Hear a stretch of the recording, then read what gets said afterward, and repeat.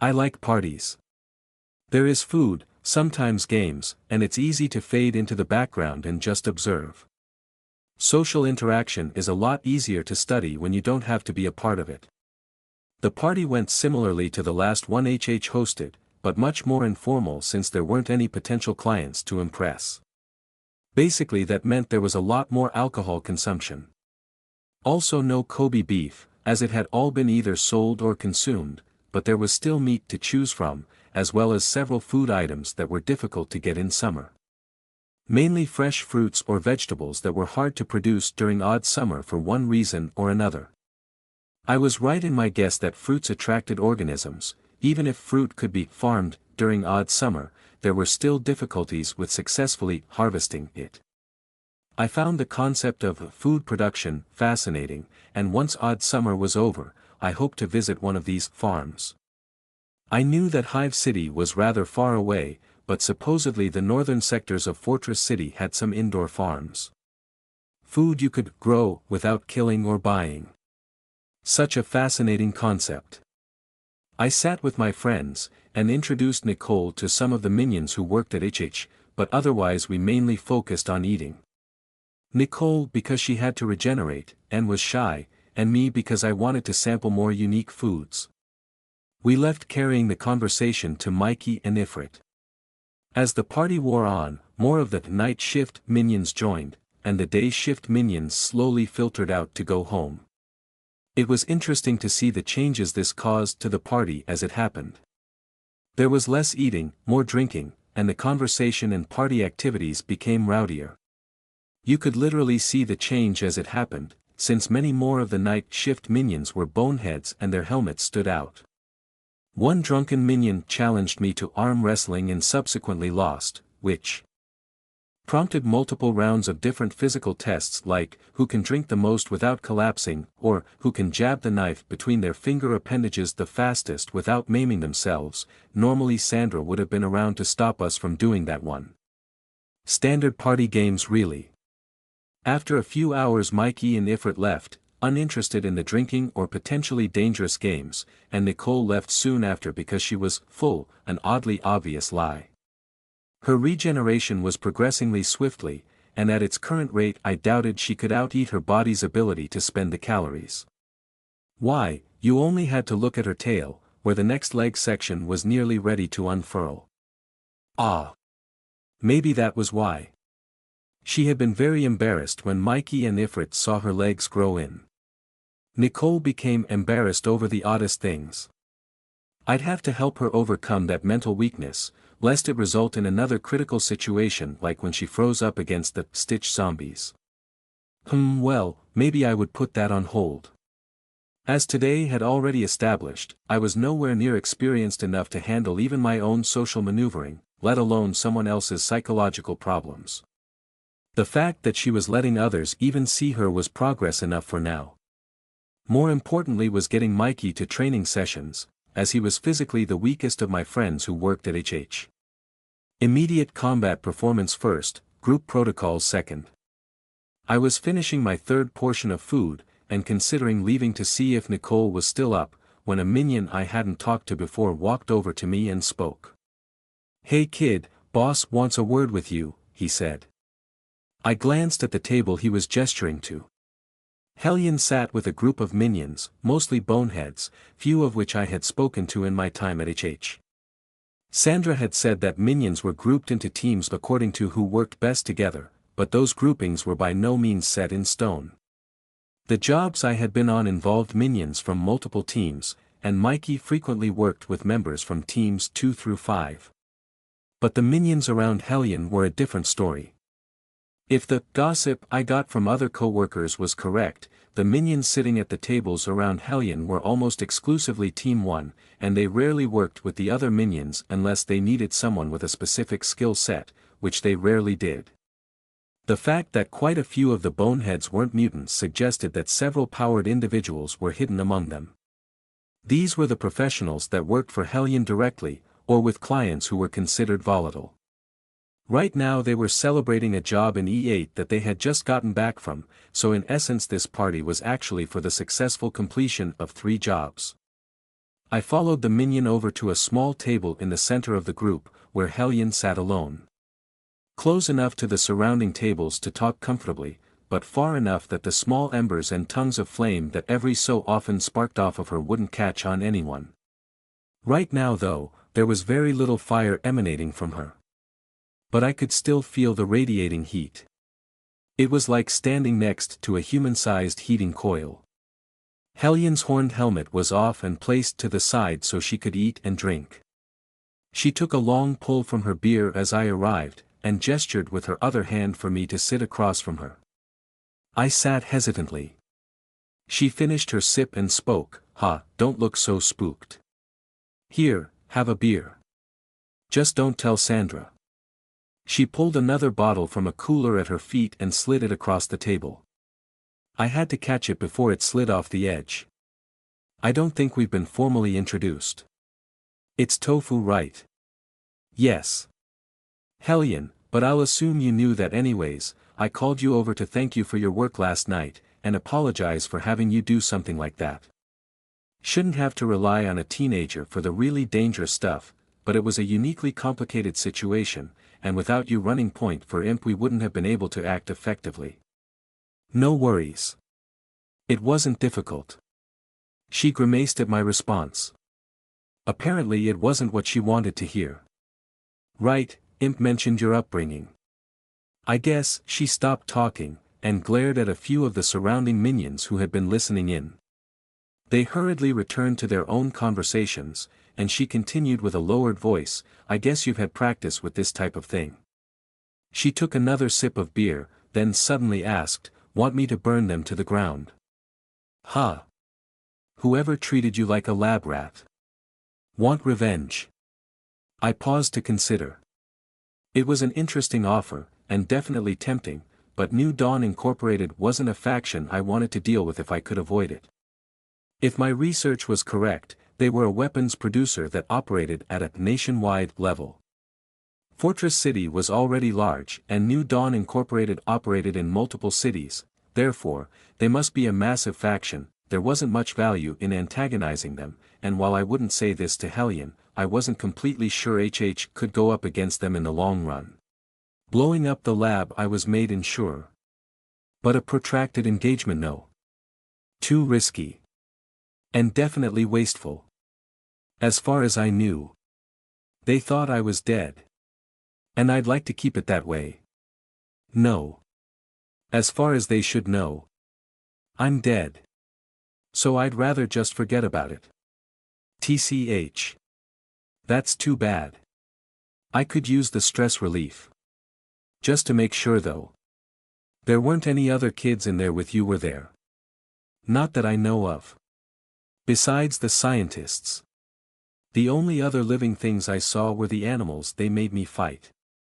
The beer bottle in her hand melted suddenly.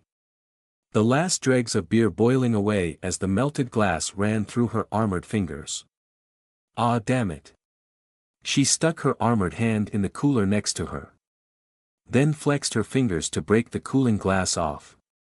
She took a few slow, deep breaths before pulling a new beer out of the cooler and popping the cap off.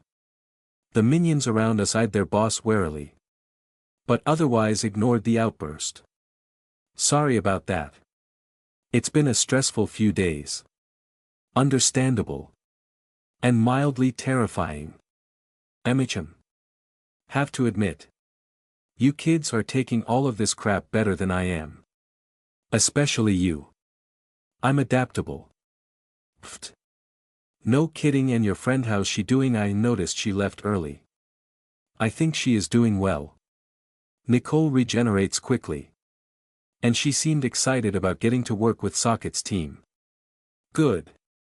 I'm hoping she sticks around. It's nice seeing my girl with friends her own age. Nicole is a year older.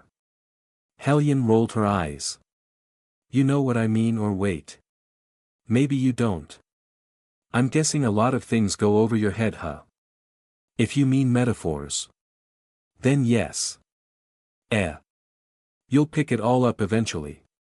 You wouldn't be the first that needs some catching up after being pulled out of a lair. Heck. Sandra will probably try to sign you up for sensitivity training or something once she realizes all the school you've missed. Sensitivity training. It's like. Classes for etiquette. Oh. And classes are where you go to learn basic stuff. I nodded. I snuck into Mikey's school for a week. If it's like that, I would very much like sensitivity training. Ha. You really have been living under a rock then. Listen. There's only 3 rules a kid like you really needs to know. 1. You follow my rules. 2. Keep your mask on when you're working. 3. Stay out of my daughter's pants. Think you can handle all that? Yes. I already knew the first 2 rules. And Nicole warned me about that last one. You weren't supposed to copy friends and wear their clothes. Nicole was very specific about it. Hellion laughed. I like her already. All right. I think that's enough talk for tonight. I've got a lot more alcohol to consume. And you've got socializing to catch up on. Go make more friends or something. Shoo. Shoo. She waved me away. And I got up to leave. Oh wait. Tofu. One last thing. She said suddenly. I turned back to her. Welcome to Fortress City. As far as I can tell, my disguise is secure. My ability to shape-shift can be explained away as having a power. My lack of common knowledge can be explained by my upbringing in a villain's lair.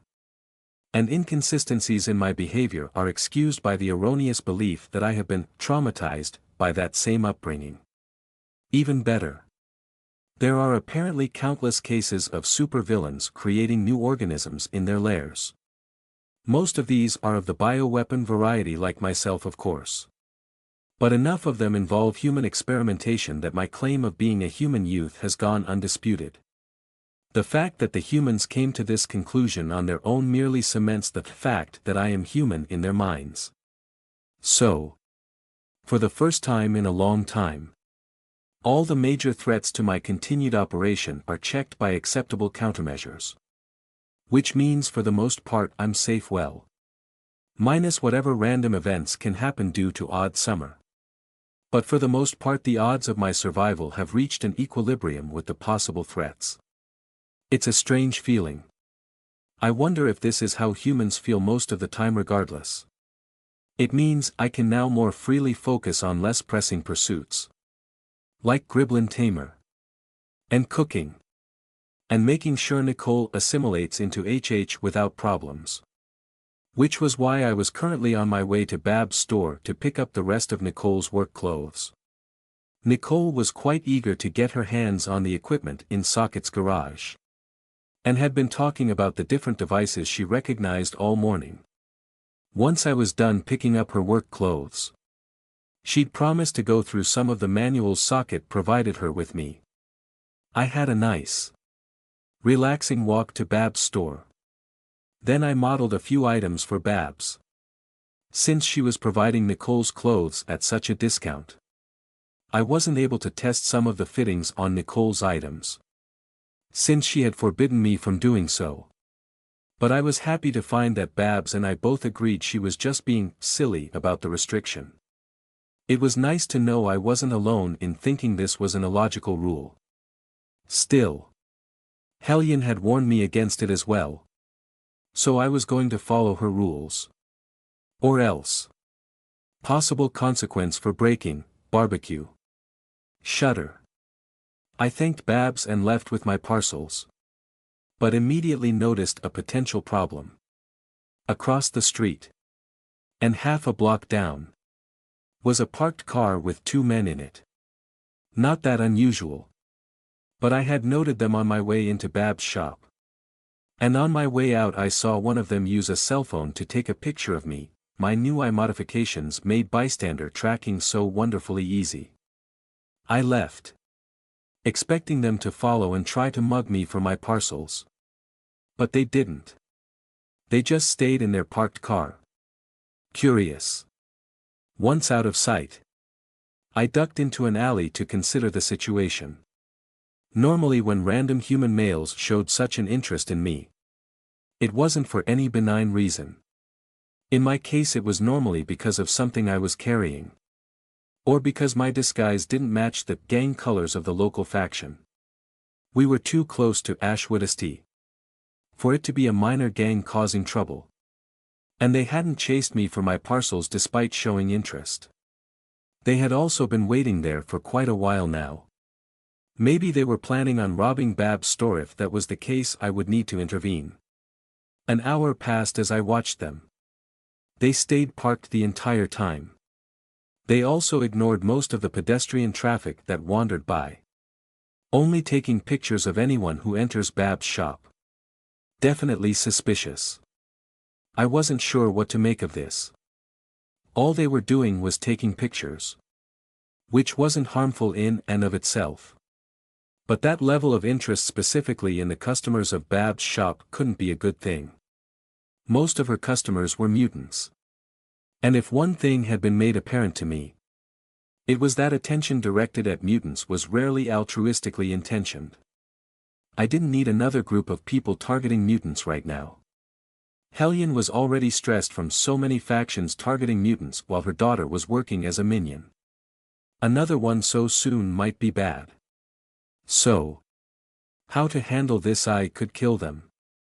I was reasonably certain that I could kill them before they even knew I was there, however. That was contingent on neither of them having a power. Plus, even if they were just normal humans, there were still possible repercussions. I didn't know what factions these two might be aligned with. I could continue to observe them until I understood what they were doing. But I didn't want to be here all day. I needed to ask someone else what to do. Ring ring ring. Sunlight hit Sandra's eyes. And she flinched in pain. Somewhere else in the room, Lily groaned. And grumbled about turning off the alarm. But Sandra recognized her ringtone. She automatically reached for her pocket. But her phone wasn't there. So she was forced to open her eyes to search the room. Her head screamed at the injustice of it. Just how much did I drink last night that two of them had gone out last night and met up with some of their civilian friends who they hadn't seen in what felt like forever. The bar they'd gone to had karaoke. And Sandra had stayed for longer than she intended as everyone gave it a try. Even Lily.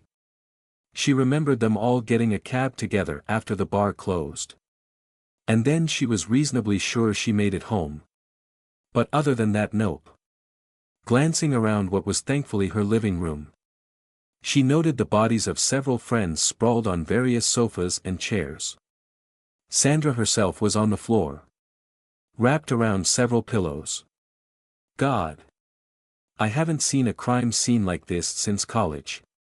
Her cell phone was still ringing.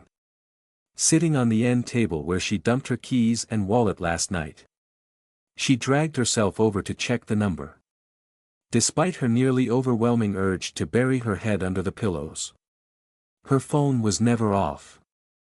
And she had to answer it. You had to be professional when you were a supervillain's lawyer. The caller ID read Tofu, and she lurched upwards from her prone position on the floor. All the reasons why she had gone drinking in the first place coming back to her.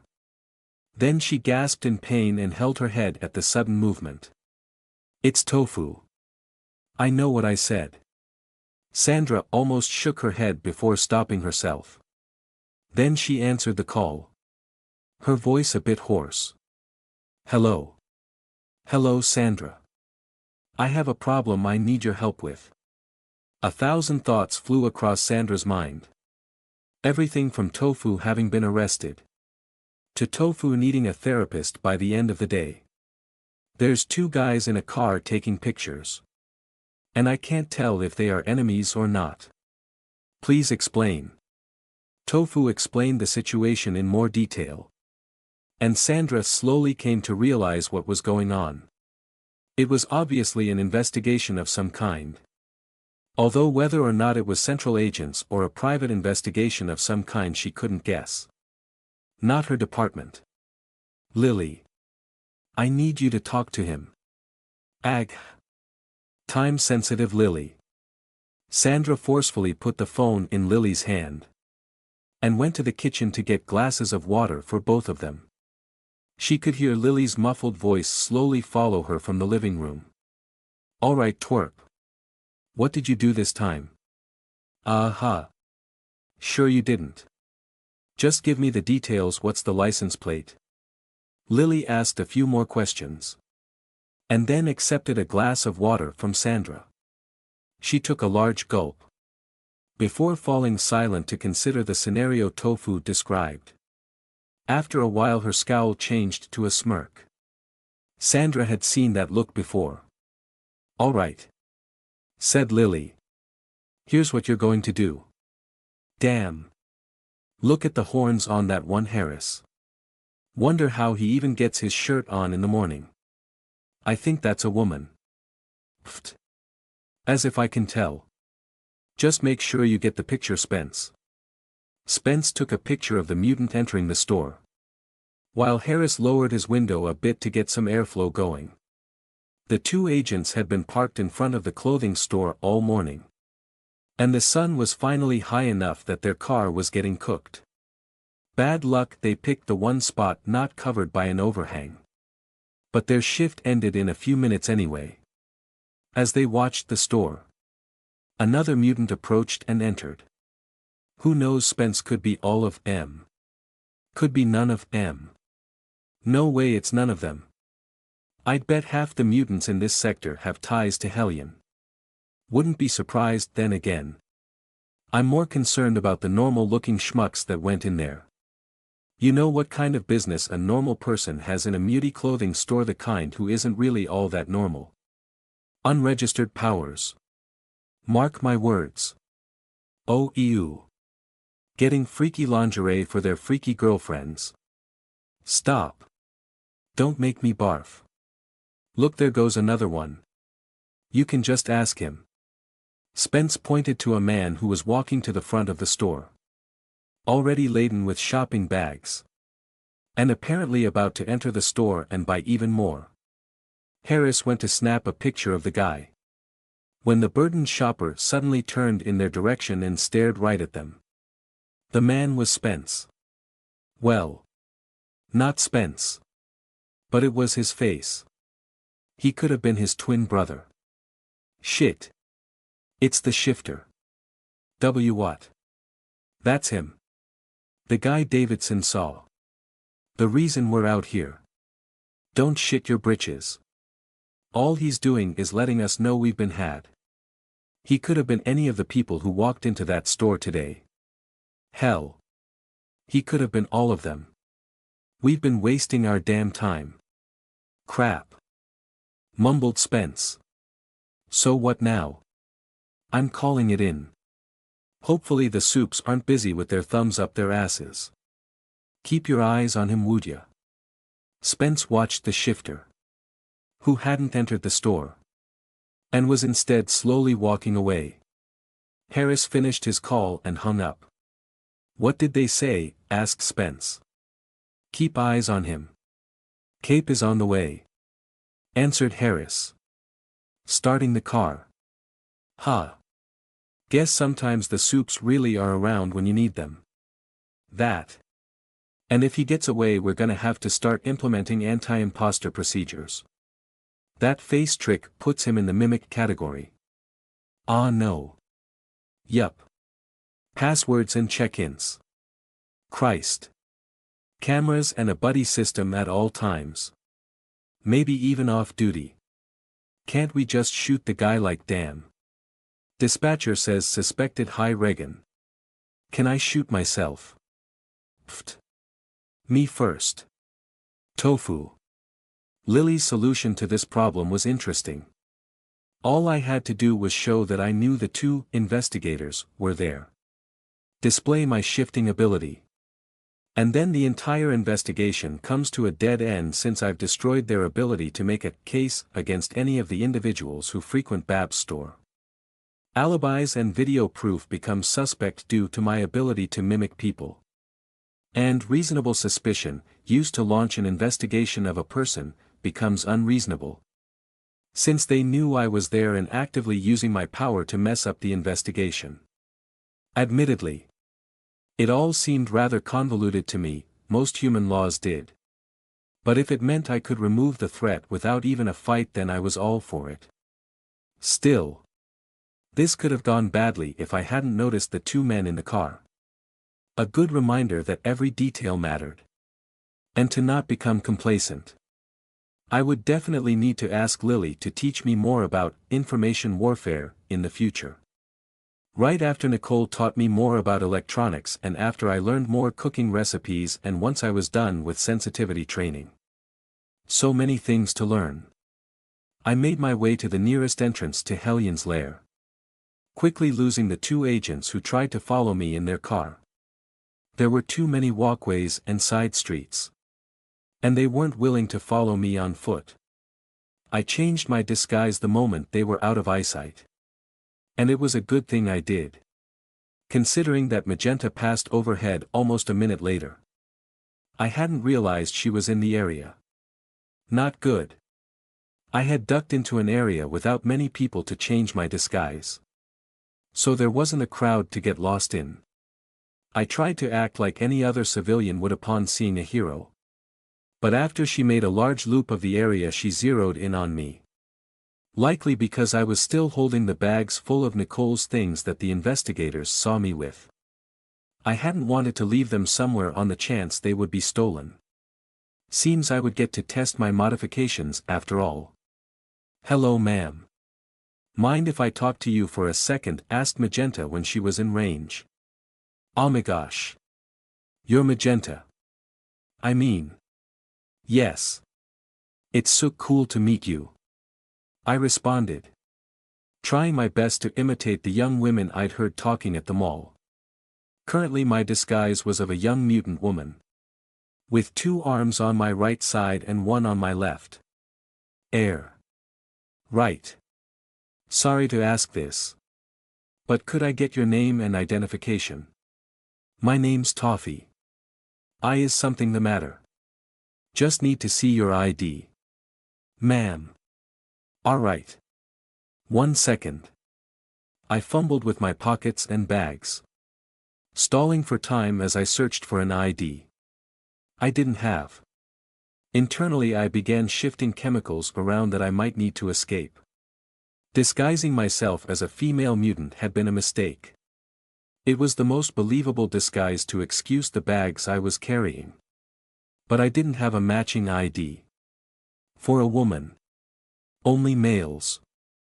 I'd need to see about getting a few. "Ma'am, is there a problem?" asked Magenta.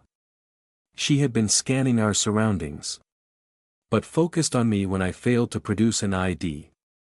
"I'm sorry. I can't seem to find my wallet.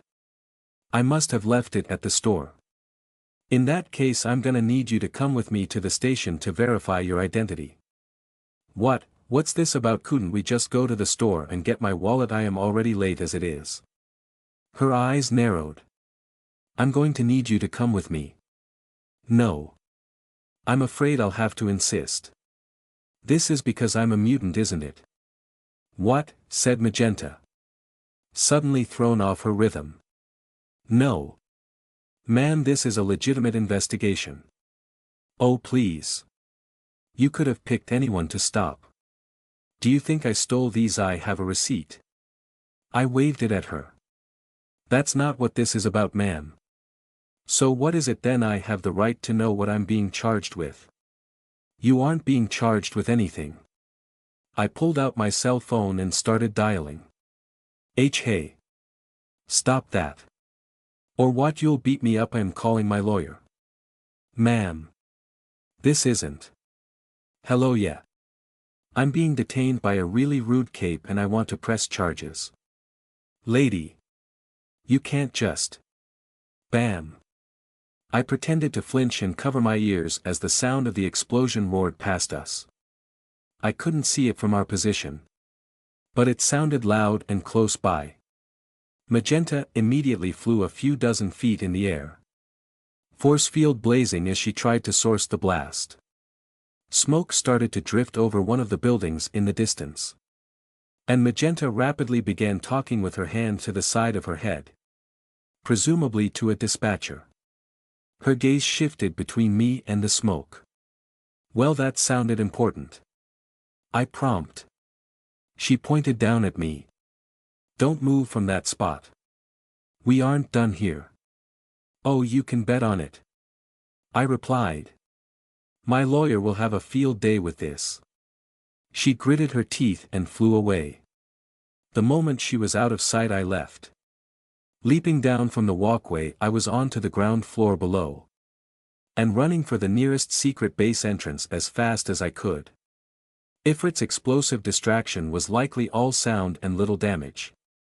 Which meant Magenta would be back soon. Not soon enough to find me again though. This had been an interesting exercise.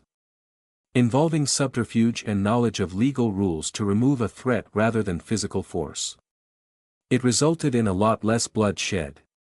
And fewer wasted resources, which I always approved of. I also hadn't expected my disguise to bring about so much confusion in my enemies, considering they had a reasonable idea of who I might be hiding as. I would definitely need to expand my wardrobe of plausible disguises. After I learned more about social interactions. And sensitivity training. And electronics. And farming. And information warfare.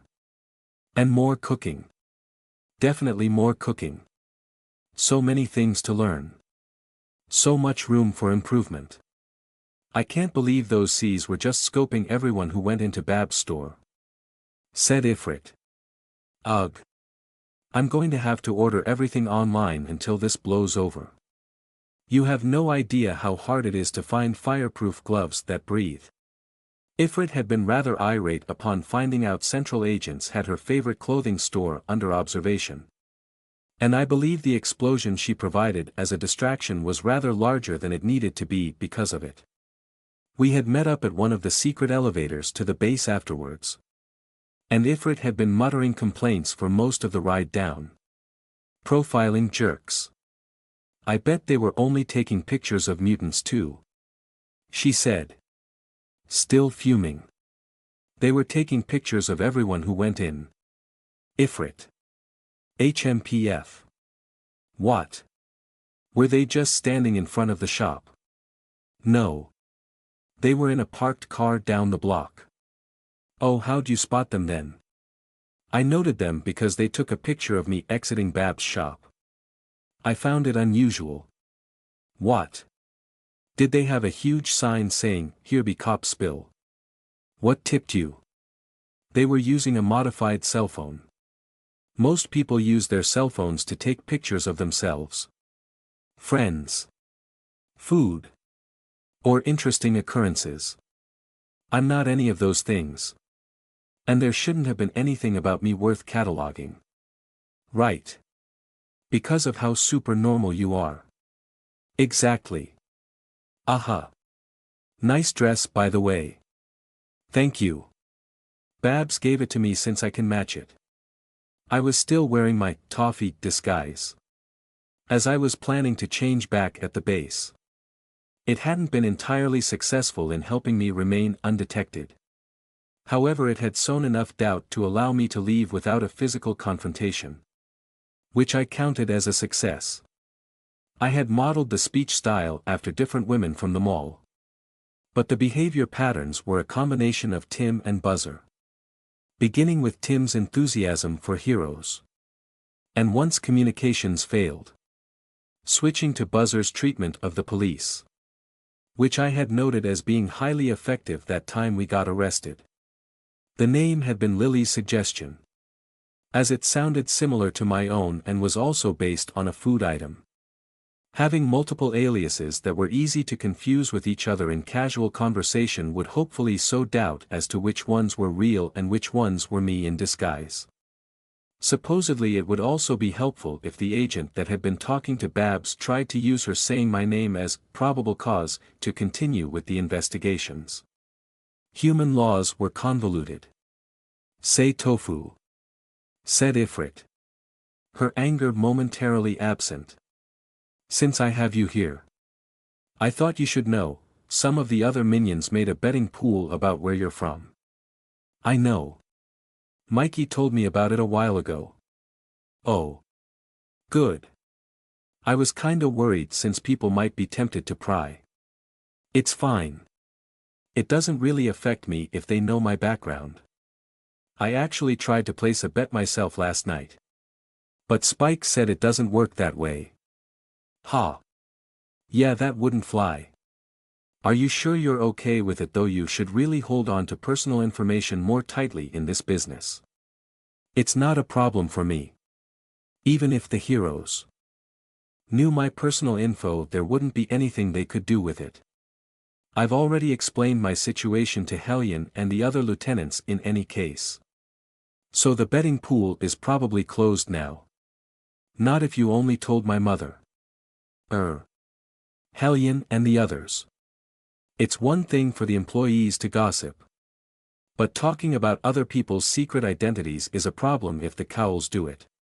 They need to be professional since we won't get new hires if there's no confidence in our confidentiality. Besides, it's bad luck for a Cowl to unmask other Cowls. Oh, will Imp be fine with bad luck then? What? Why? He demanded I explain where I was from. Or I was fired. He did what? It's fine. No. It is not fine. He's not supposed to do that. Ugh. We just got done messing with the C's because they snooped. Now I feel like a hypocrite. Ifrit. It really doesn't bother me. I was actually quite pleased he gave me the option of quitting if I didn't want to talk about it. I was expecting something more lethal. What? Why would you think that? Personal experience. I spent the rest of the elevator ride telling Ifrit about my background, highly edited of course. Even skipping some of the worst elements. Her reaction was still similar to the others I had told so far. I didn't really understand why it bothered them so much. I had assured them I was fine. Humans reacted really negatively when other humans got hurt: anger, sadness, shock, fear. It kind of made me wonder. If hurting each other bothered them so much, why did humans do it so often? Damn tofu. I don't know what to say, said Ifrit. I thought growing up with my mom was difficult. But that's just. Damn. That explains a lot. Like any aberrant behavior on my part. Sure. But you're doing great considering. You've been picking things up really fast. With like Adder's training and the job and stuff. Yes. Learning quickly was part of my training. Right. Well. Silver lining. And you've got a job and you aren't homeless. Heck. You've even got more friends than I do. She tried to rub the back of her head. But her gauntlet just clicked against her helmet. That's incorrect, Ifrit. You know all of my friends.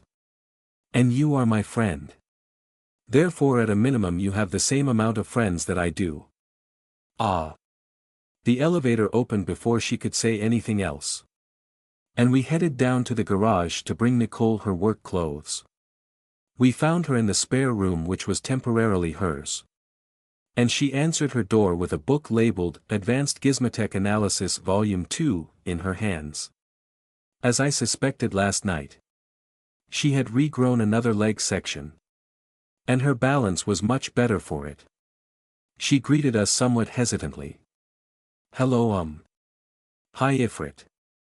And, this is to, Toffee? Said Ifrit, turning it into a question. Tofu is fine when we're at the base, Ifrit. It's me, Nicole. Oh. I didn't recognize you. Wow. That is different. She looked over my disguise. A complicated look on her face. I needed to be unrecognizable. There was some trouble over at Bab's store. Here's your work clothes, by the way. The three of us chatted about what Ifrit and I had been up to that morning.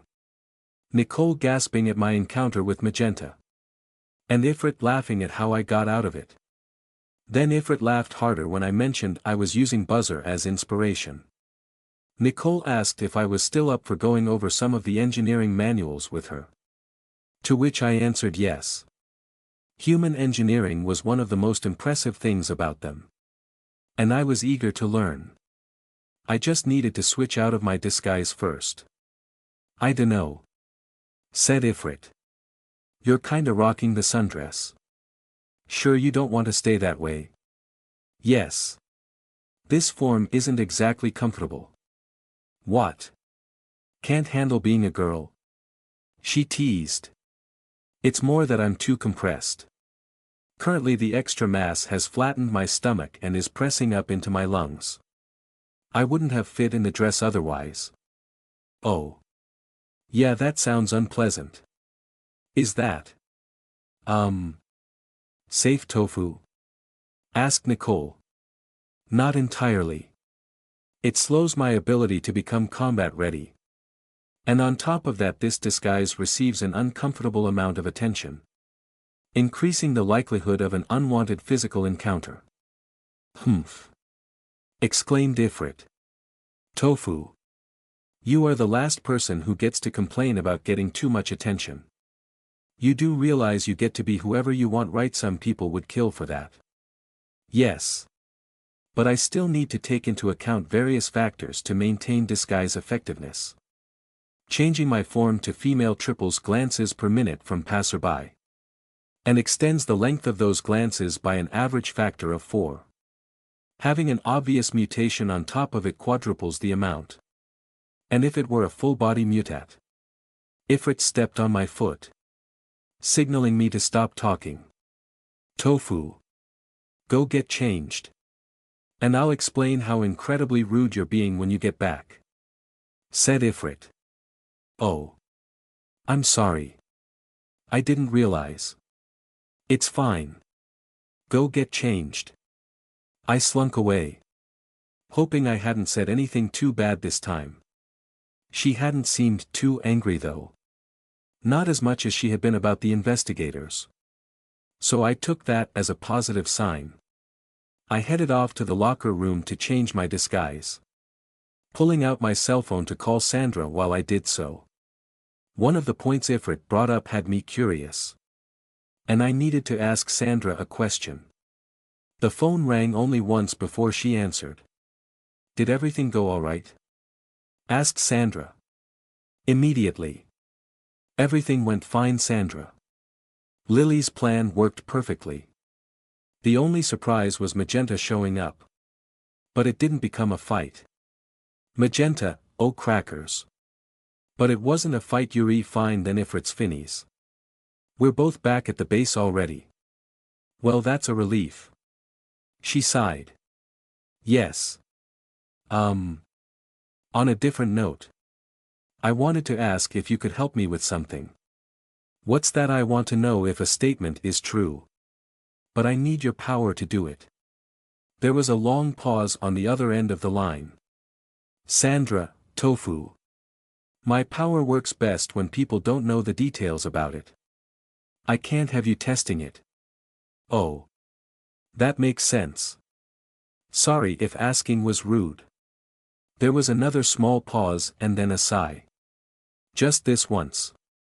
Who did you want me to check? Myself. The statement is, I am Tofu. Oh hun. Was the statement true? Yes, Tofu.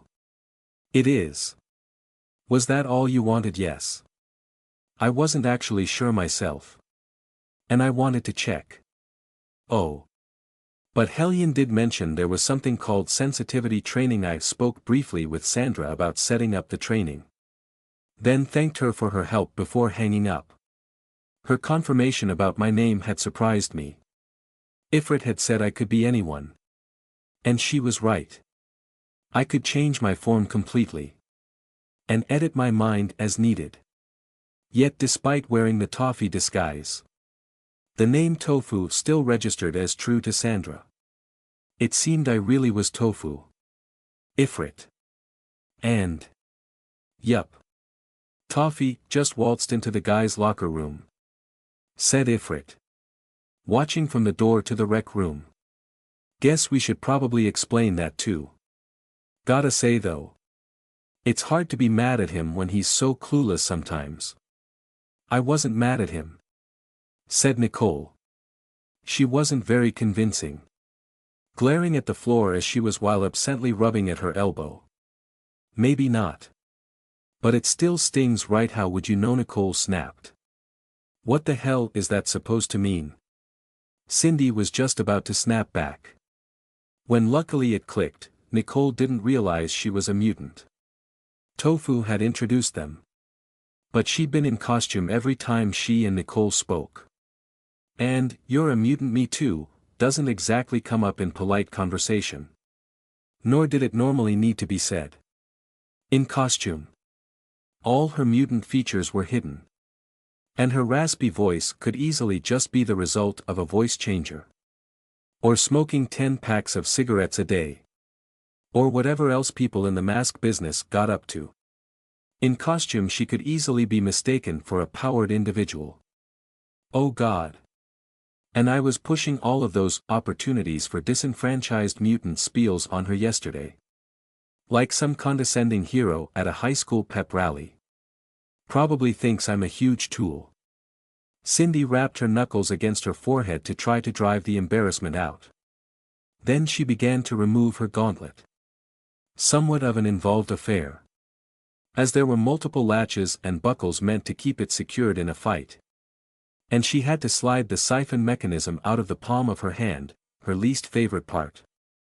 She could produce and spray the flammable substance naturally, but the gauntlets were how she did all the fancy tricks, like lobbing fireballs as if they were baseballs. "I'm a mutant," revealed Cindy, holding out her arm for Nicole to get a good look, and displaying the fireproof, tar-like skin that kept her from burning her own hands off. Hereditary mutation. Oh, squeaked Nicole. Sorry. I thought. It's fine. My fault really. I've gotten so used to trying to hide it that sometimes I'm surprised when it works. No. I just assumed. That's my fault. Your whole life I've only been a mutant for. It'll be 3 years after this summer. Pfft. Only 3 years, she says. While living in a sewer without family or friends. With a mutation that probably made her daily interactions a nightmare. There was no only about it. After a quick glance to see if they were alone, Cindy used her now free hand to release the latches on her helmet, and pulled the mask off. True. Cindy had just gotten done telling Tofu to be more guarded with his identity. But this is important. She tucked the mask under her free arm, and reached a hand out to offer a handshake. "Hi. My name's Cindy." Nicole was momentarily surprised, but reached out to take the offered hand. "Nicole. Nice to meet you." The two of them chatted about light-hearted topics for a while, just trying to get to know each other better, until Tofu got back from changing. Then Cindy had the somewhat awkward task of explaining to Tofu why a shapeshifter who could change his body, complaining to mutants who were trapped by theirs, was rude and somewhat hurtful. Tofu was infinitely apologetic, and promised not to do it again. But it was obvious that he didn't quite grasp why it bothered them. When Cindy tried to compare it to how he might have felt before he got his power, it was revealed that Tofu didn't remember a time without his power, and thus had no frame of reference. In order to clear up confusion and try to explain himself better, Tofu then blurted out a more in-depth retelling of his background. And to Cindy's horror it became apparent that he had softballed it immensely to her on the elevator. After that, Any attempts at explaining prejudice and privilege to Tofu were put on hold. All three of them somewhat exhausted with the heavy subject matter. Cindy left the two of them to their engineering manuals. And decided to get herself an early lunch so she could relax and get her head together. Between Nicole and Tofu, her worldview was spinning in her head. Better get used to it. This isn't the worst the mask life can throw at me. Not if all of Mom's stories are true. Wow. Never thought I'd feel like the sheltered one. And wasn't that the truth?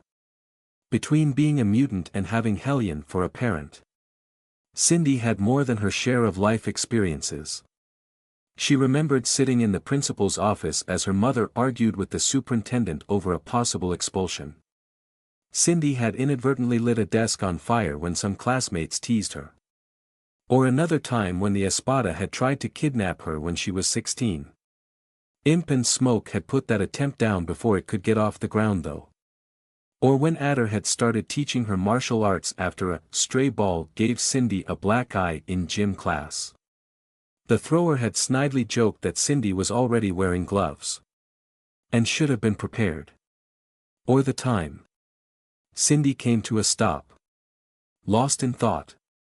She could remember many different events.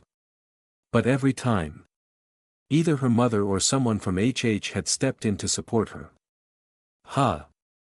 Maybe she'd swing by her mom's office. With lunch or something. Tofu. For the next few days there weren't any jobs. As the Trebla job followed by the Rat Stitcher's activities right after had been very high profile. And it was explained to me that we needed to wait for the heat to die down. A simple enough concept, basically we just needed to stay out of sight and let the seas get distracted by other, more immediate problems. Of which odd summer was providing plenty. Not a day went by where the news feeds weren't reporting a new trigger. Or a villain committing a crime. Or various altercations involving the smaller, scattered gangs. And that was just the news feed for E13. Several different sector lockdowns had occurred since summer started. And among the HH minions a new betting pool had formed based on which sectors would get locked down. The discussions between minions who had placed bets involved lots of data. Like population density and notable heroes. So I involved myself to collect information. In fact, with a temporary halt on new jobs. And a lull in major events in E13. I was able to concentrate on a long list of similar peripheral activities I had been meaning to investigate. The most immediately important activity was of course sensitivity training. As it increased my knowledge of how to act appropriately in social situations. The training was conducted in the orientation room we used for the Trebla job briefing. And a few other minions were attending as well. Mostly new hires. It was quite informative. Some of the new concepts I learned were things like personal space and appropriate language. But what I found to be the most important overarching concept was that of a verbal attack. With this information a lot of the strange rules that humans had about language and behavior made much more sense to me. I was used to thinking of an attack as a physical thing. But it was completely possible to attack someone with information alone. As Lily had previously demonstrated with the plan she made against the investigators. You could tell a lie about an individual and weaken their position in a group. Or you could use a slur and weaken an entire demographic's position in society. It was no wonder humans became so upset about it. I could attack far more people with a single word than I could ever do physically. And it was much harder to counter. By the end of the class I had learned a lot. And it had illuminated the reasons behind several past negative interactions. For example, my interaction with the members of one of the smaller gangs around E13. I tended to take direct routes between destinations, through back alleys and over fences and such.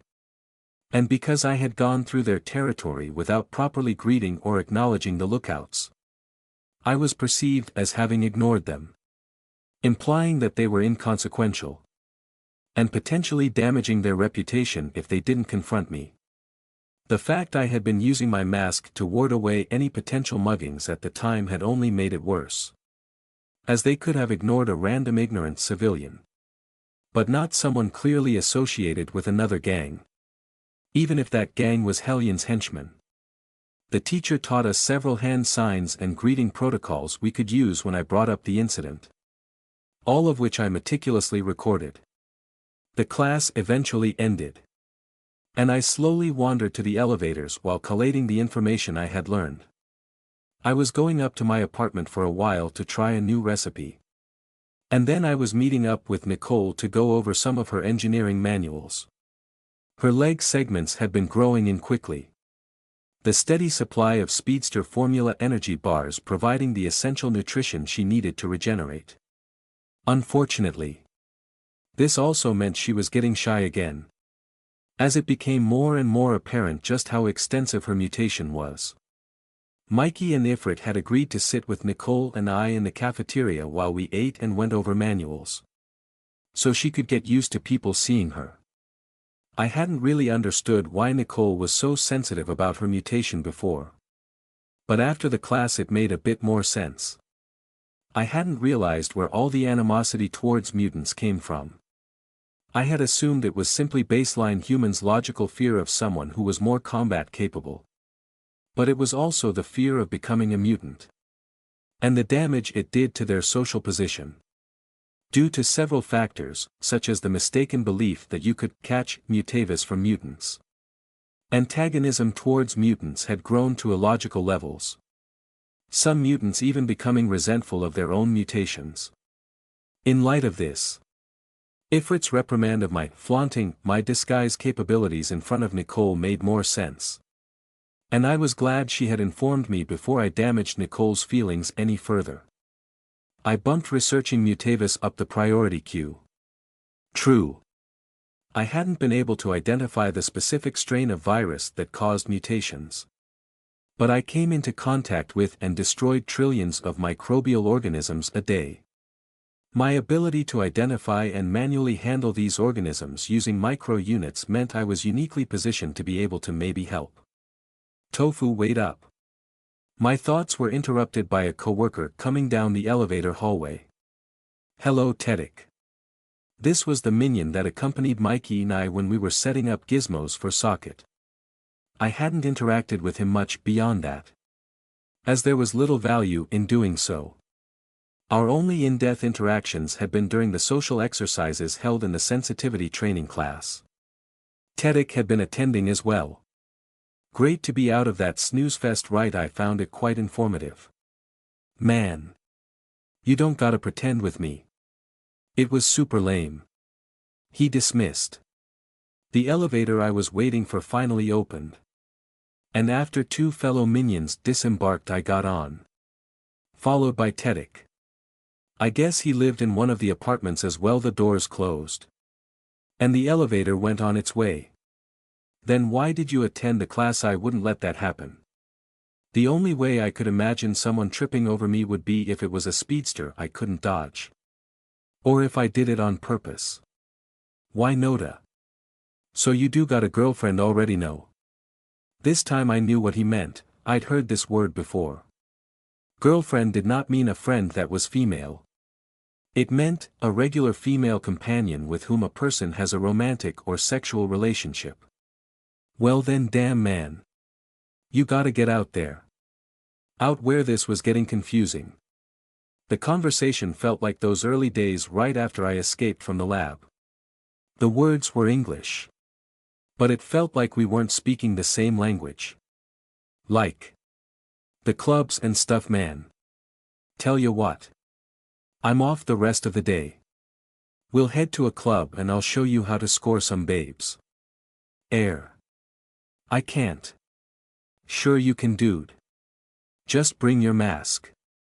They'll drop into our laps. No. I mean, I'm meeting up with Nicole in a bit. I don't have time to go to a club. Nicole, oh.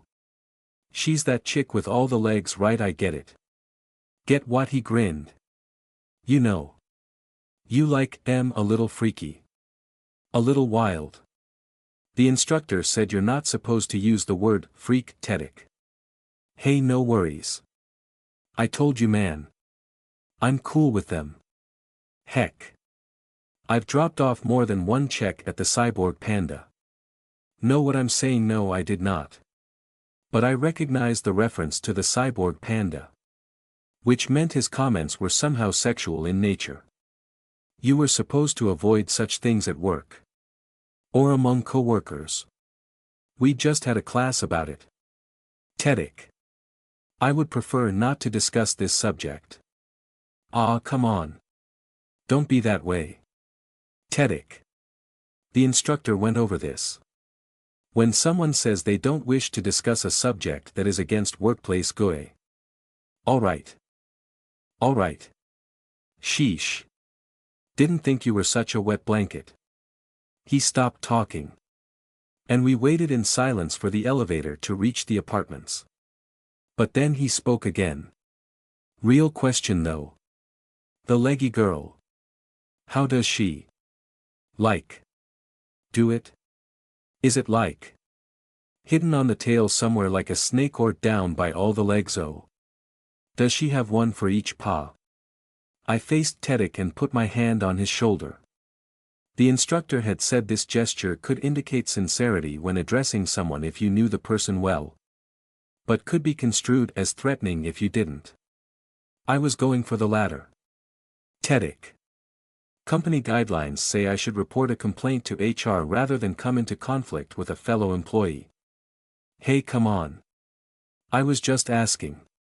But as you are a fellow employee, and this concerns your immediate survival, I've chosen to tell you directly.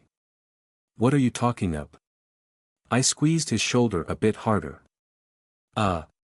Dude, that kinda H. Nicole is a very important friend of mine.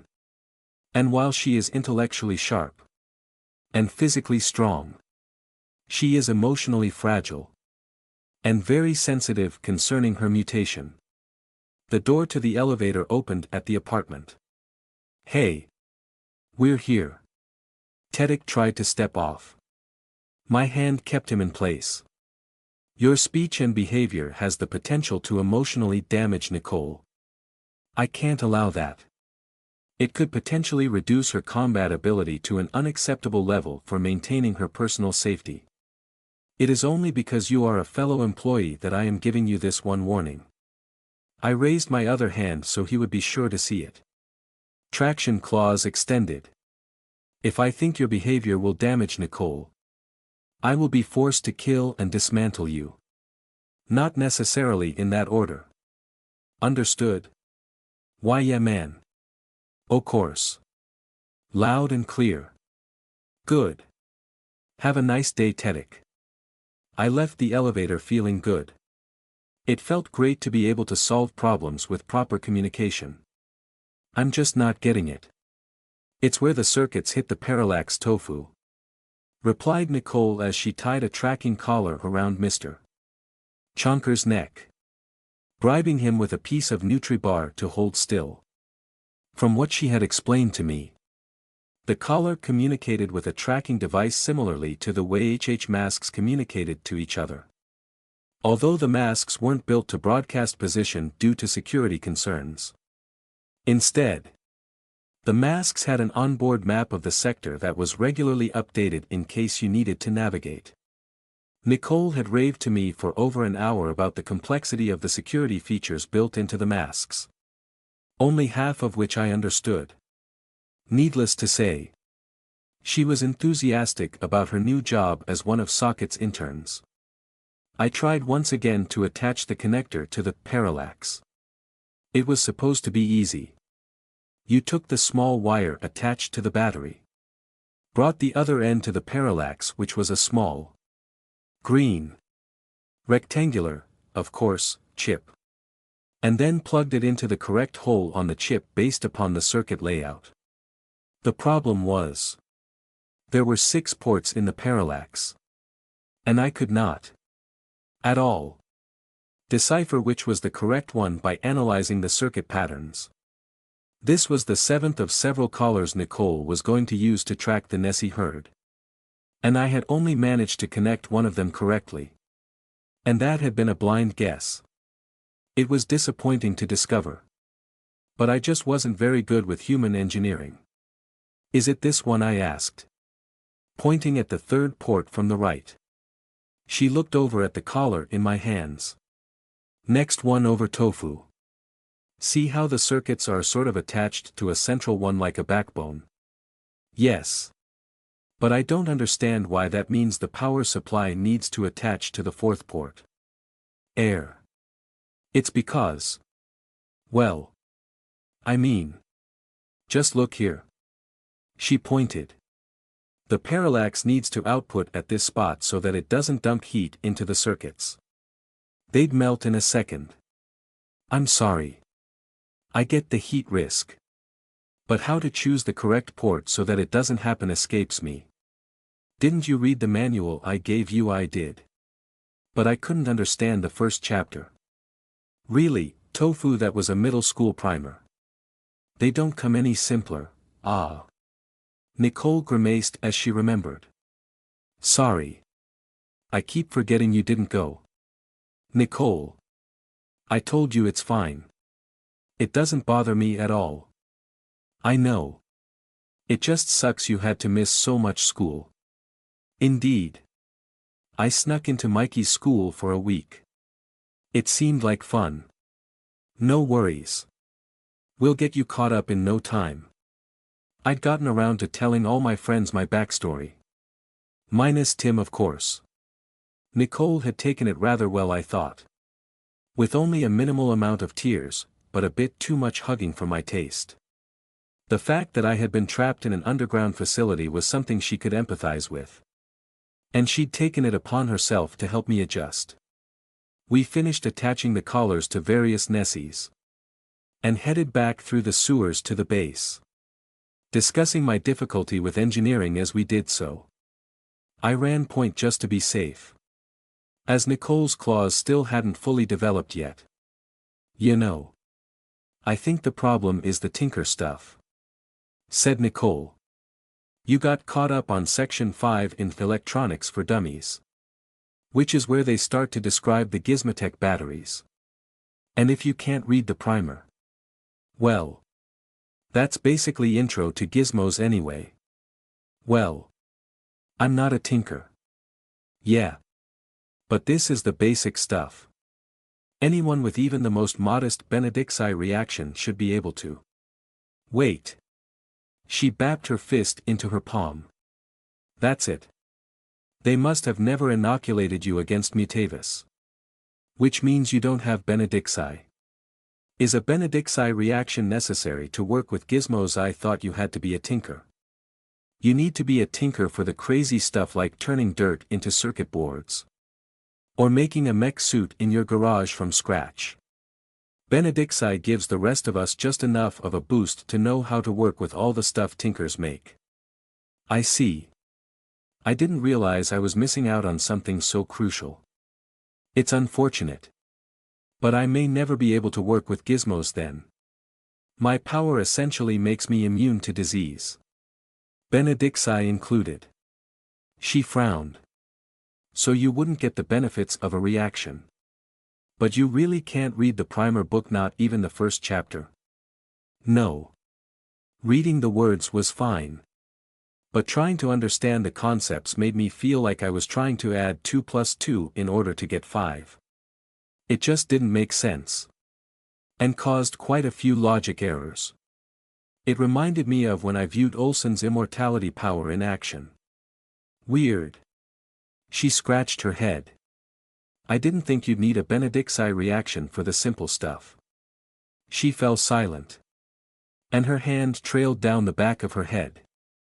Catching her ponytail and pulling it over her shoulder before fiddling with it and giving it small tugs. I had seen her do this many times before. And had come to know that this was her thinking pose.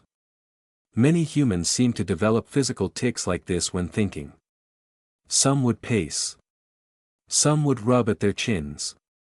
Socket would throw things at interns. Etc. I always recorded new instances for disguise data. Nicole kept tugging at her ponytail for a few seconds. And when her eyes widened was when I knew she was finished processing. "We should test it," she declared. "You know they used to make cell phones even before Odd Summers. I've always wanted to try recreating one the old way. But trying to get the right parts that don't use any Tinker tech is hard. But I bet we could fabricate them ourselves as long as you're doing the specifications." Nicole and I made plans while we walked back. Ever since she had come to live at the base, we had been doing many such small activities. The moratorium on jobs giving us plenty of free time. The day before we had spent playing Gremlin Tamer with Cindy, Mikey, and Tim using the online functionality. We convinced Mikey and Cindy to make accounts. And the day before that had been spent dragging Mikey to Adder's classes with Ifrit's help. Nicole wasn't able to spar herself, too afraid of hitting another person. But that was likely a good thing, as she accidentally shredded a target dummy when she showed Adder a move she often used against rats who attacked her core. Against a human it would certainly have killed them. I recorded that move for later. "Yo tofu. Nicole. Look what I just got." As we entered the garage from the sewer passage, Mikey called out to us. We looked over to see him holding up a small, rectangular object excitedly. It looked like an ID card. As we approached, I asked what it was. "It's a driver's license, tofu," said Mikey, smiling. "Oh. It's for legally driving cars, tofu," interjected Nicole helpfully. "Now I just need to get a car." Mikey laughed. "What are you going to use it for if you don't have a Carrie?" asked. "He's gonna use it to do his job," answered Rattleback, making Mikey jump. He had come up behind Mikey. "I need you to go pick up Pebbles and Buzzer. They're getting released today. Use the 2B exit. One of Sandra's lawyers will meet you in the parking lot. Tofu. You can be the emergency muscle. Nicole. I need you to finish the equipment checks on the sedans." I finished them. "The rechargers are stocked, yes. Filters emptied and scrubbed. Figure out what that whine on car 5 was. The pulley bearings were worn. I replaced them. But I need a senior engineer to look them over. Wanna learn how to use the fabricator?" "Yes." We broke up to go about our individual tasks. I was looking forward to it, as I wanted to watch Mikey drive and maybe learn a bit. And I hadn't seen Pebbles or Buzzer in quite a while now. But then Rattleback yelled back to us. "Oh. And do me a favor and bring Zaps with you. He's getting antsy cooped up in the base." Dang it. Zip zapped the cat. I got along with most of the people who worked for Hellion's henchmen, even if they weren't all as friendly as Sandra or Pebbles. Many were surly. Some avoided others. Some were rude like Tedic. And one or two it was recommended to simply avoid. But for the most part one was fine with whoever I was paired with.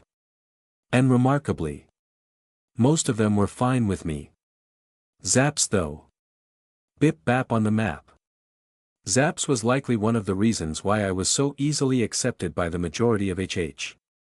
His behavior could best be described as eccentric.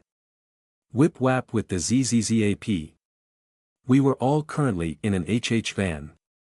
Mikey was driving. Zaps and I were sitting in the side seats in the back. And the lawyer was riding shotgun. We'd picked up the lawyer in the parking lot as instructed, a man in a suit, with a no-nonsense attitude by the name of Richard, and headed out towards Sector E12. It was a decidedly uncomfortable trip.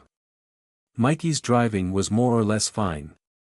But he'd never driven a van before, which caused a few sudden jarring stops as he attempted to not hit anything. Not normally a problem for me. But Zaps wasn't good at catching himself, and tended to tumble over at the slightest bump in the road. I was desperately trying to keep my distance. As Zap's control of his electrical power was deficient. He produced electricity in large quantities, but could only channel it using his suit, which was outfitted with yellow gloves somewhat like Ifrit's.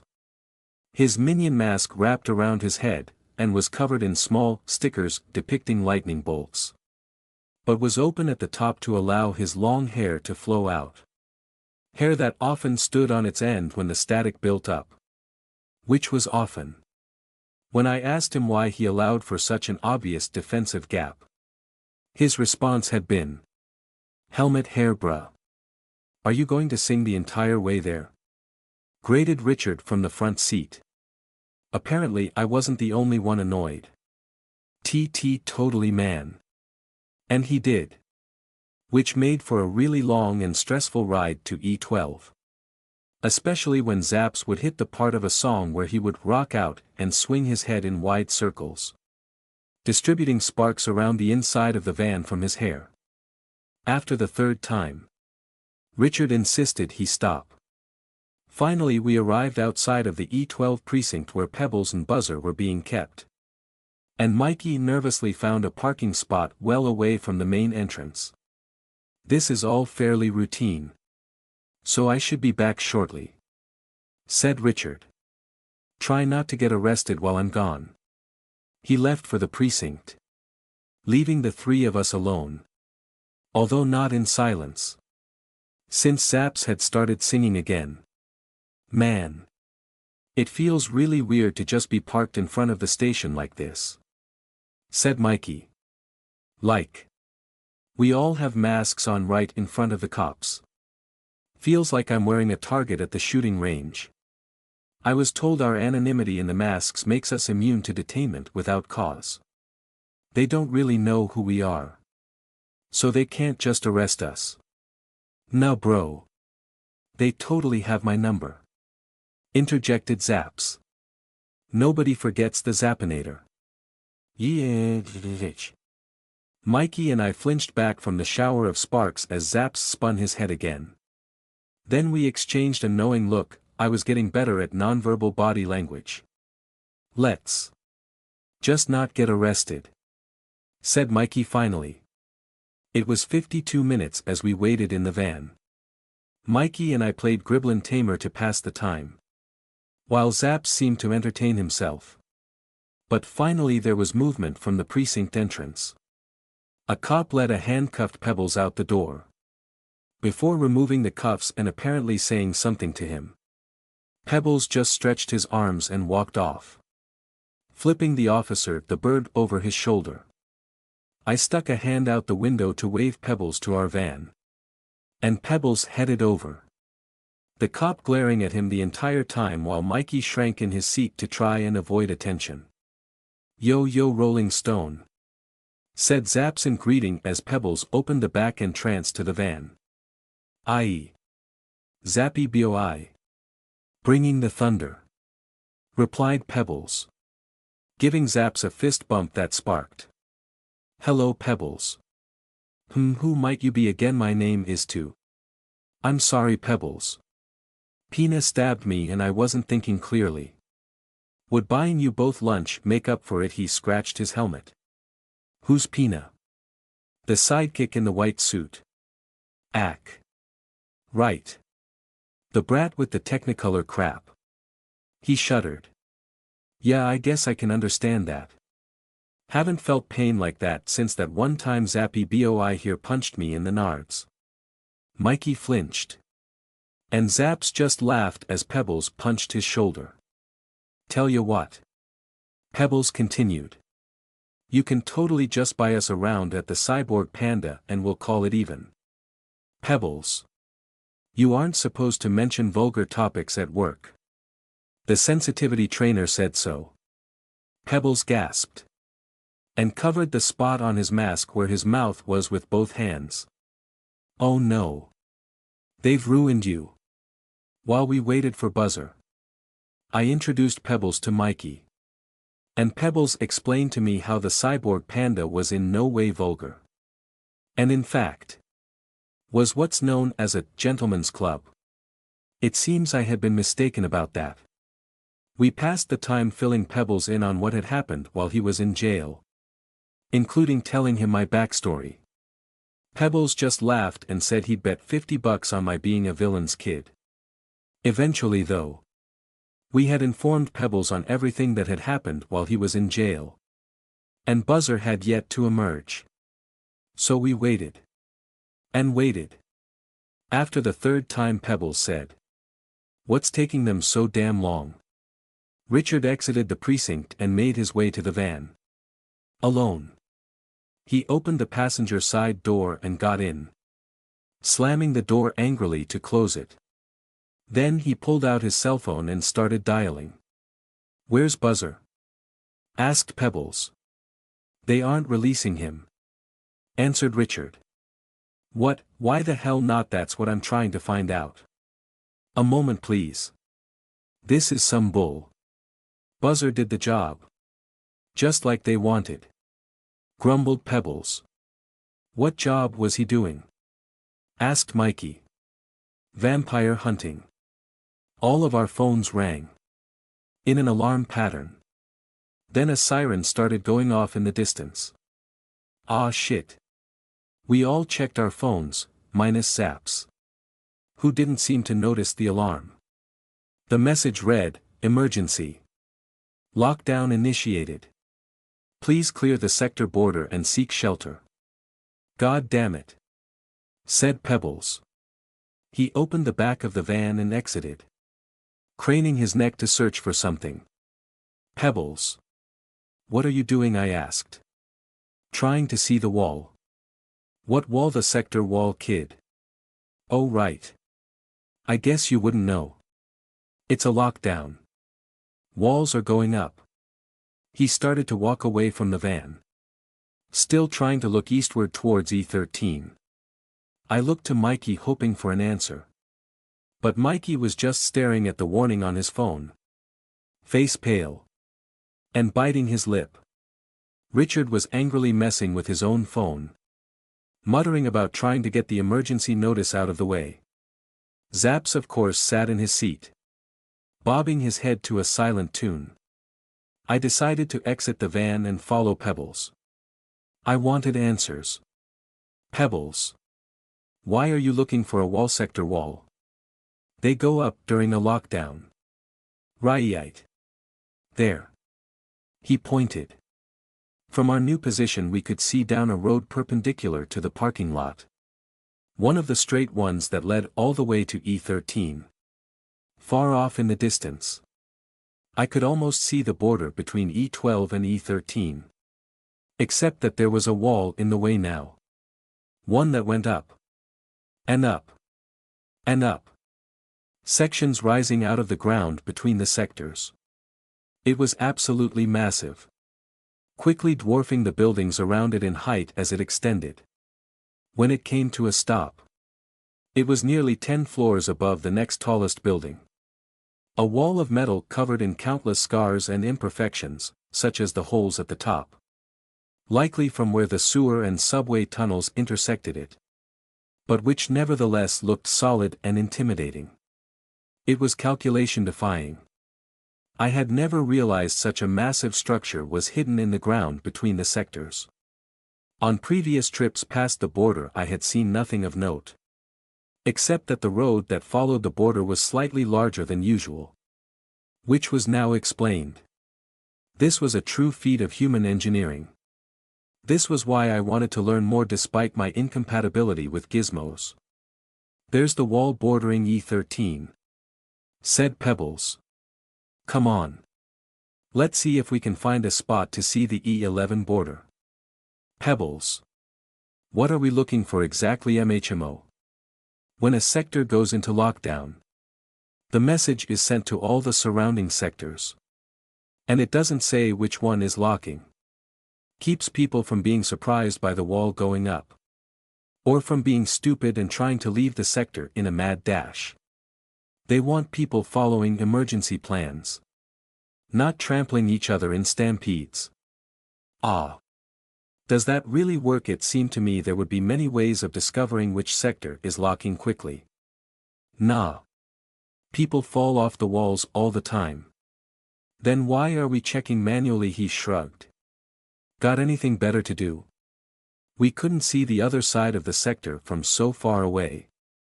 And there wasn't any public architecture that gave higher ground, E12's blocky buildings being largely separate from each other. So I wound up scaling the side of a building to try and get a view. Adjusting my eyes for the distance. I was just able to see the wall that had risen between E12 and E11.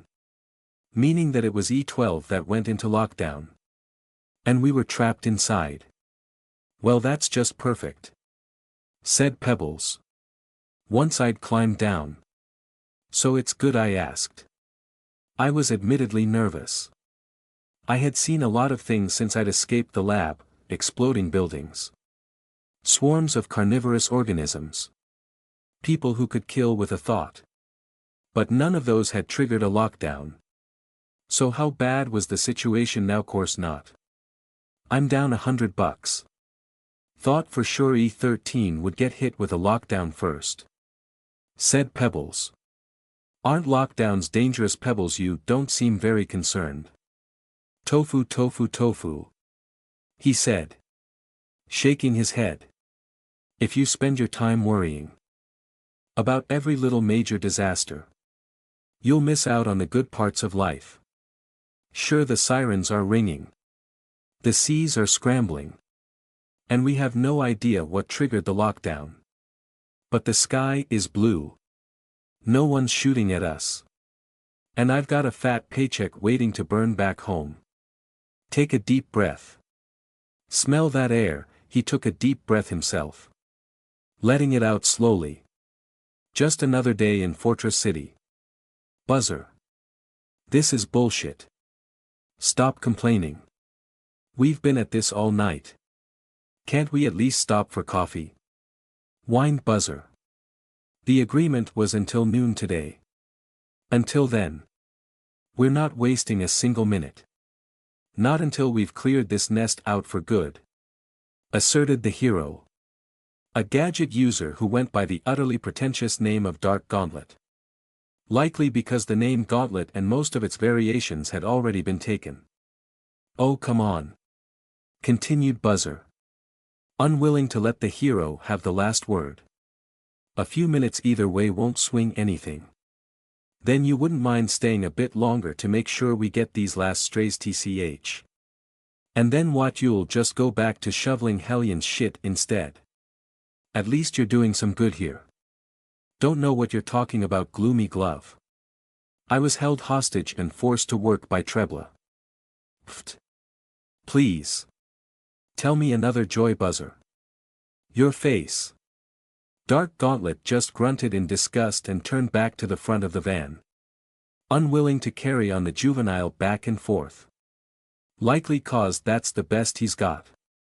Joy, Buzzer, really what a puts. Buzzer nodded his head in satisfaction at winning the argument. Then settled back into his seat to continue scanning for vamps. Dark Gauntlet and the other 2 federal agents in the van with him had been carting Buzzer around for almost 2 weeks. Using his power to ferret out the damn bloodsuckers. And Buzzer was just about done with this crap. Prompting him to constantly drag the cape and agents into pointless arguments in his irritation. True. The work wasn't all that hard. Since he didn't have to kill the things himself. And if he hadn't gotten caught, he probably would have still wound up hunting vamps for Hellion anyways. So it wasn't exactly a waste of his time. Couldn't have vamp rumors around the red zone after all. Scared the tourists.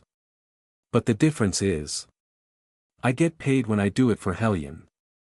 Buzzer's demeanor soured once again at the thought he wasn't being paid. But he dutifully went back to scanning for any vampire-like sounding sounds. If only so that the seas couldn't try to claim he hadn't lived up to his side of the bargain and try to hold up his release. He focused his attention outward, trying to pick through the many sounds produced by a bustling sector. Separating extraneous sounds from anything that sounded promising. Easier said than done though. It was very much a mask in a madhouse situation. They blended right in. E12 was of course packed. It was the main thoroughfare into E13, and therefore the red zone, for most of the city. And had managed to set up a reputation as the safe guardhouse to the red zone's wilder infamy.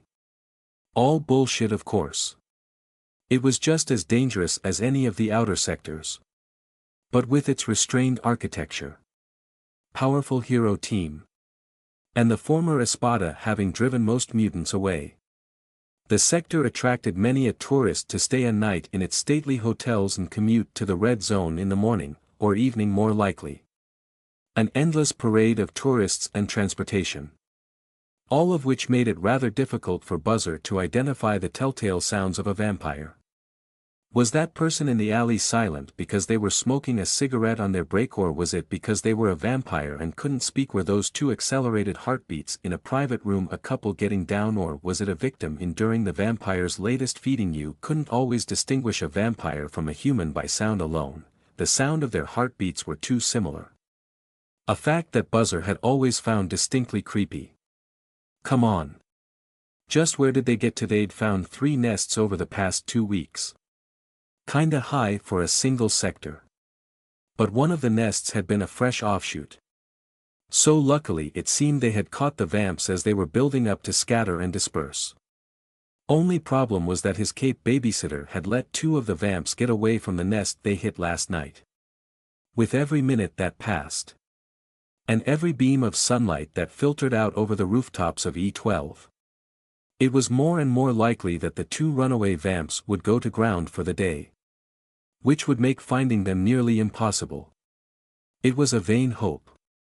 But if he could find these last 2 stragglers before that happened, maybe the Cape would let him leave early.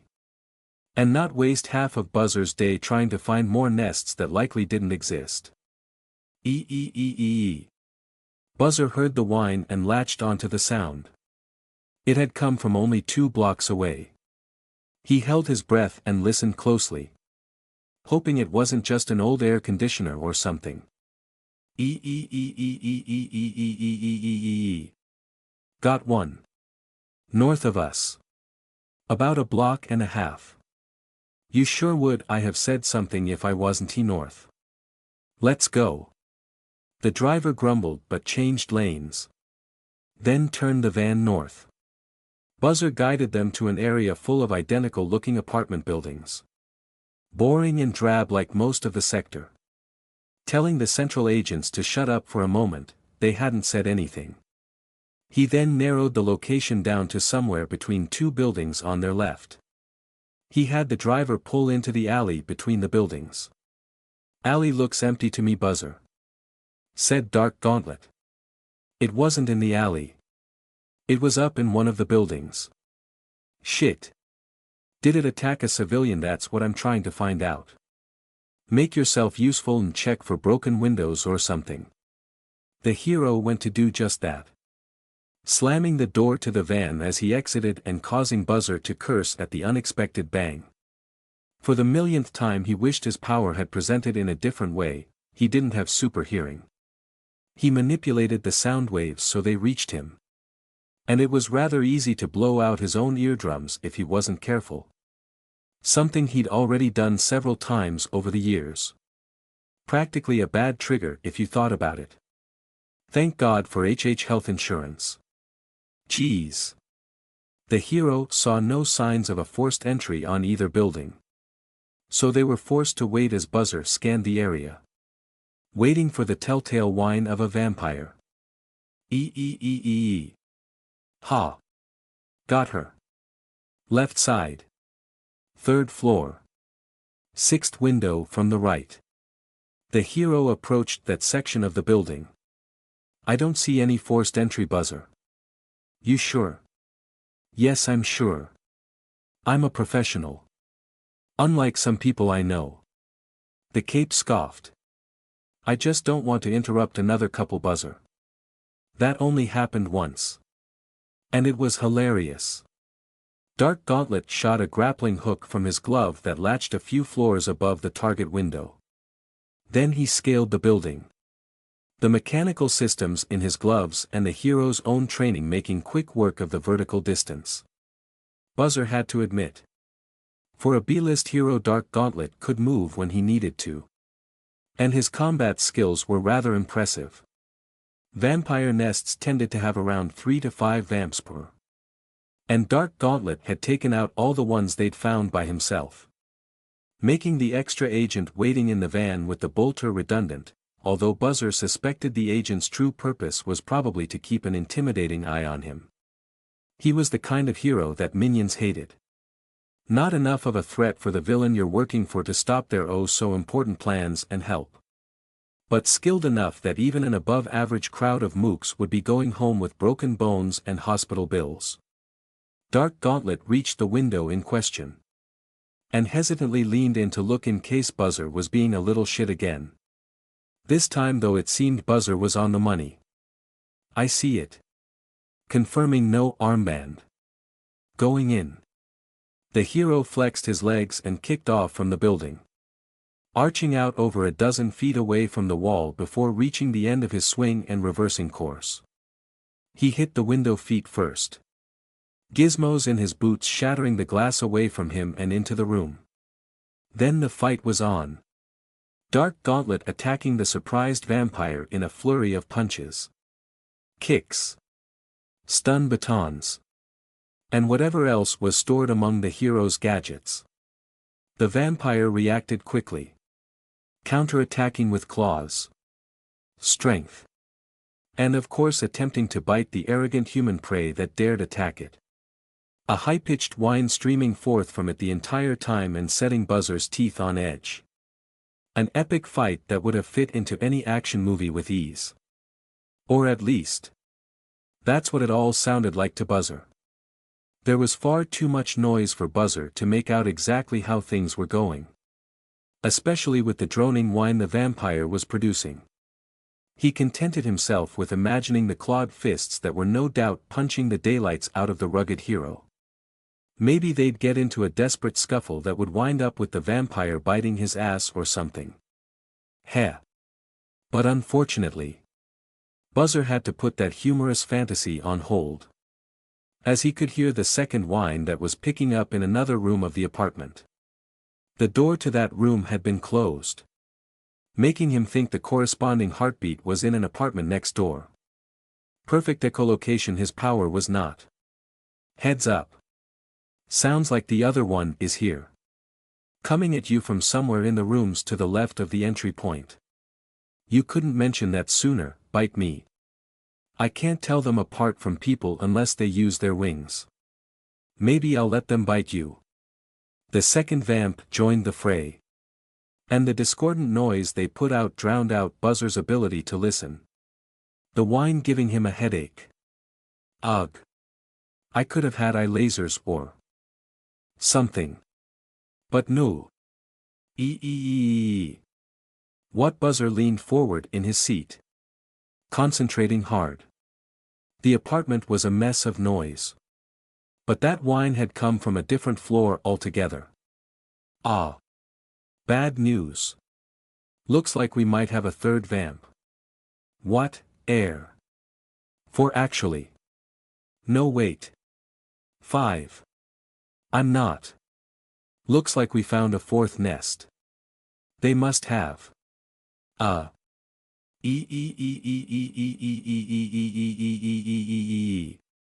What the hell? Across the entire face of the apartment building. Heartbeats he had thought to be the apartment's occupants were suddenly being paired with the droning whine of vampire wings. Even the other 2 agents in the van could hear it now, it was practically rattling the windows. This wasn't just a nest. The building was completely and utterly infested. And the building behind them was beginning to buzz as well. Hey, gloomy glove, time to go, buddy. Almost. Got it. There was a small bang. And a single heartbeat ended. Along with its associated whine. Did you just call me buddy? The increasing drone of the surrounding vampires cut out for a single moment. Then doubled in its previous intensity. Quickly followed by the tinkling of breaking glass. Get out of there. Dark Gauntlet, to his credit, didn't question him or waste time. disengaging from the second vampire and leaping out the same window he entered, grabbing the still hanging grapple line to slow his fall. Then the cable snapped, cut by a vampire that had emerged from a higher floor. His gizmo-infused boots took the brunt of the fall, allowing him to transfer the momentum into a roll. And he was up and sprinting for the van in seconds.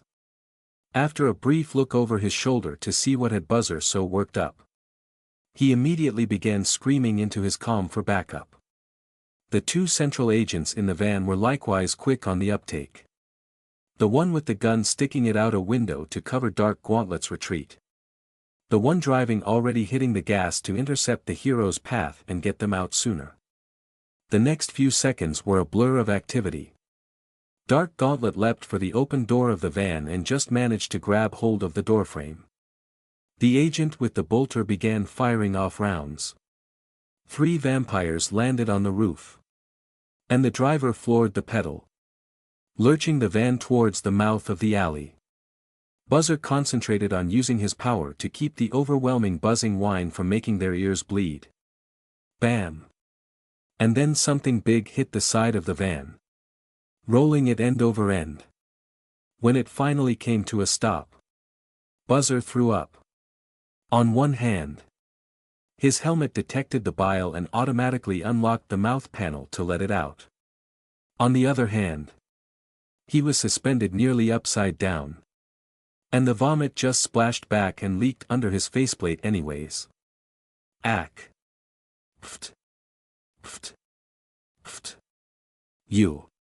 He oriented himself, then undid his seatbelt buckle to get down, forgetting he was still handcuffed to the side panel.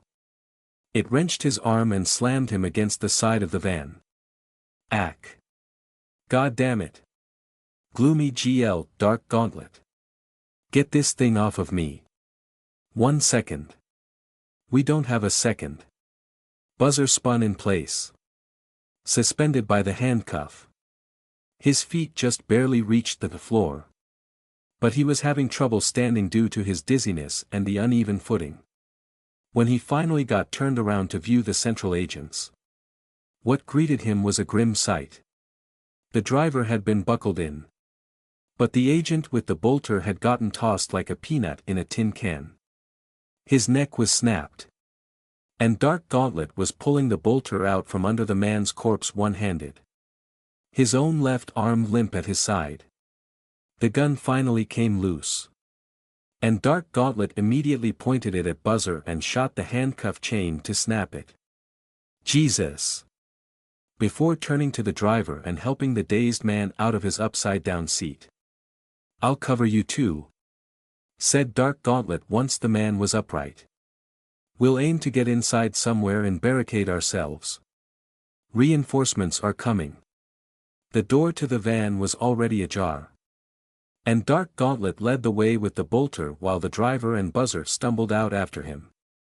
Right away Dark Gauntlet started snapping off rounds at the vampires that were swarming after them.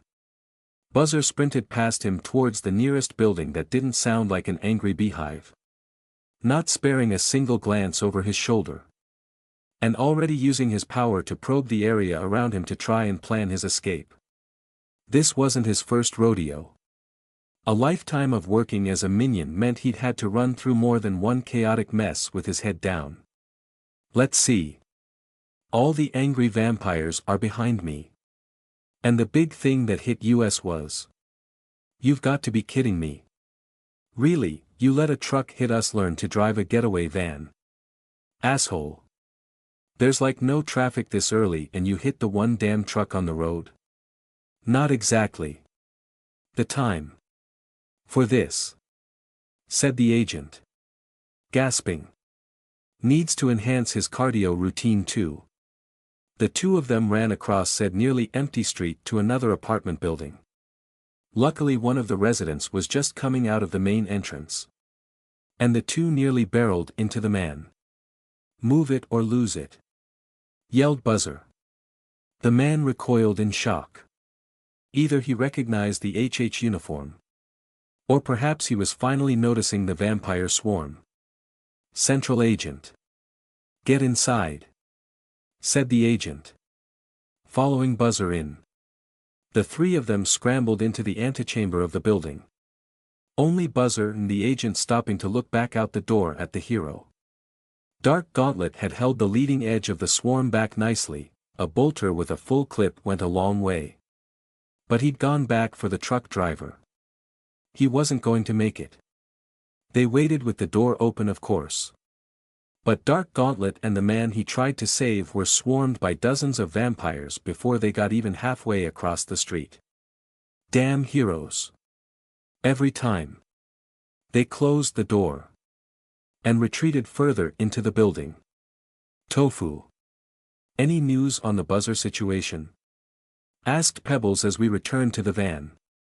"Yes," replied Richard, putting his phone away. "But it's bad news, unfortunately. They don't have him. The hero he was assigned to sent in a request for backup right before they went missing earlier this morning. They haven't released all the details yet. But the current understanding is they uncovered a larger than average vampire nest. That's what triggered the lockdown." "Shit. How long ago was this?" "Around 5 a.m. answered Richard. Pebbles fell silent. Then leaned against the van with his arms crossed. One of his hands eventually came up to tap at his helmet. Another thinking pose. "That's over 5 hours ago," continued Richard. "The odds he's alive are..." "Shut up. You said they said he's missing." "Missing. If there ain't no body, then there's no proof he's dead. And the proof he's alive, vamps take people alive all the time. During odd summer." "Shut up. I'm thinking." Richard sighed in exasperation. But fell silent. "During a lockdown, yup. Without a cowl to legitimize this little activity, I don't have a problem, Pebbles. I'm just your legal representative and thus am obligated to point out the obvious. Need to cover my ass when a mess. Baker asks where you are." Pebbles flinched. The reminder of the talking to he'd likely get from Sandra stealing most of the energy from his demeanor. I sympathized. "Ah, don't be dull, you golem," said Zaps, poking his head out of the van. "If you're having a party, I'm coming." "Ha.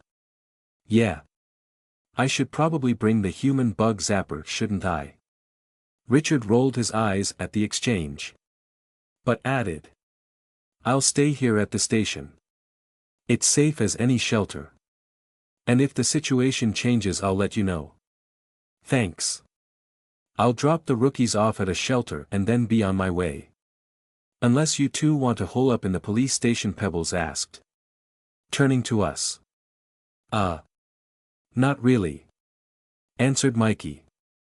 "I'm not coming," I asked, somewhat surprised.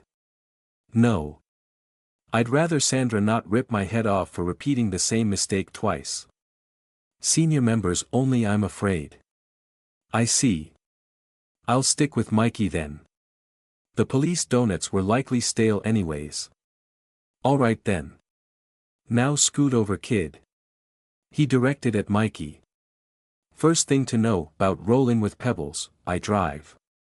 Zaps. "I insist you maintain a work-appropriate personal distance. I'm not even touching you, dude. You're getting sparks on me.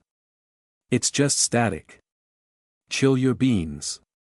"Is that an insult? Cold beans were not tasty." "Cut it out back there," yelled Pebbles from the driver's seat. Zaps. "Cut that spark shit out. Tofu. Your suit is insulated. Stop being a baby. I don't like shocks. Especially not while my skeleton was made of a conductive material." I discovered that flexible chitin was surprisingly good at conducting electricity. Which was both good and bad. On one hand, if I was lucky, electricity would just flow right through from the point of contact to the nearest contact with the ground. On the other hand, if I was unlucky, the electricity could spark to all of my inner organs and fry most of them. considering that a maintained current along my skeleton would also disrupt my micro-unit's ability to receive the signal from my core. The being fried probability rose rapidly as the micro-units embedded in my skeleton slowly self-destructed due to a degraded core signal. Testing with some of Nicole's batteries led me to believe I had around 5 to 6.5 seconds to remove myself from any electrical source before catastrophic system failure occurred. To make matters worse, while my core was originally highly shielded from electrical mishap, it was likely my ad hoc brain surgery to escape the lab had compromised that security feature. I was, of course, unwilling to test this possibility and risk damaging myself when a single bad jolt could theoretically fry parts of my core permanently. I'd put in my own shielding. But electricity was finicky when it came to organic parts. Which was why I was swiftly losing patience with Zaps and his cavalier attitude towards electricity. Pebbles sighed and turned back to Mikey, who was on his phone. Any word on Buzzer Air? Rattleback says he's not getting a ping from Buzzer's mask. But he's not sure if it's because of interference or being out of range or other reasons. Pebbles snorted in response. He also says he can't get anyone to us with the lockdown. I didn't expect him to. And he said to tell you that you quote, need to get your ass to a shelter, unquote. He told me specifically to phrase it that way. Bah. I'm already taking you rookies to the shelter. You'd think they didn't trust me or something. As if I didn't have 2 decades of minion work under my belt, I know how to keep my head on my shoulders. Damn Pebbles, said Zaps. Didn't know you were such a fossil. I'm only 35, you prick, responded Pebbles. Zaps just laughed in response. So Pebbles briefly swerved the van to slap Zap's head into the side of the vehicle. Pebbles. I thought HH was only established 15 years ago, I questioned. I did some minion work before I joined up. HH isn't the only gig in town, you know. Even if it is the best. Got my first job working with a guy named Hexidek. Bit of a shitshow. But it was decent money. And I've been henching ever since. That's a pretty impressive career length though, said Mikey, after the van stopped swerving. Got any advice for getting through odd summer? Ha. There's no secret, kid. Keep your head down. Eyes open. And your feet moving. All there is to it. Oh.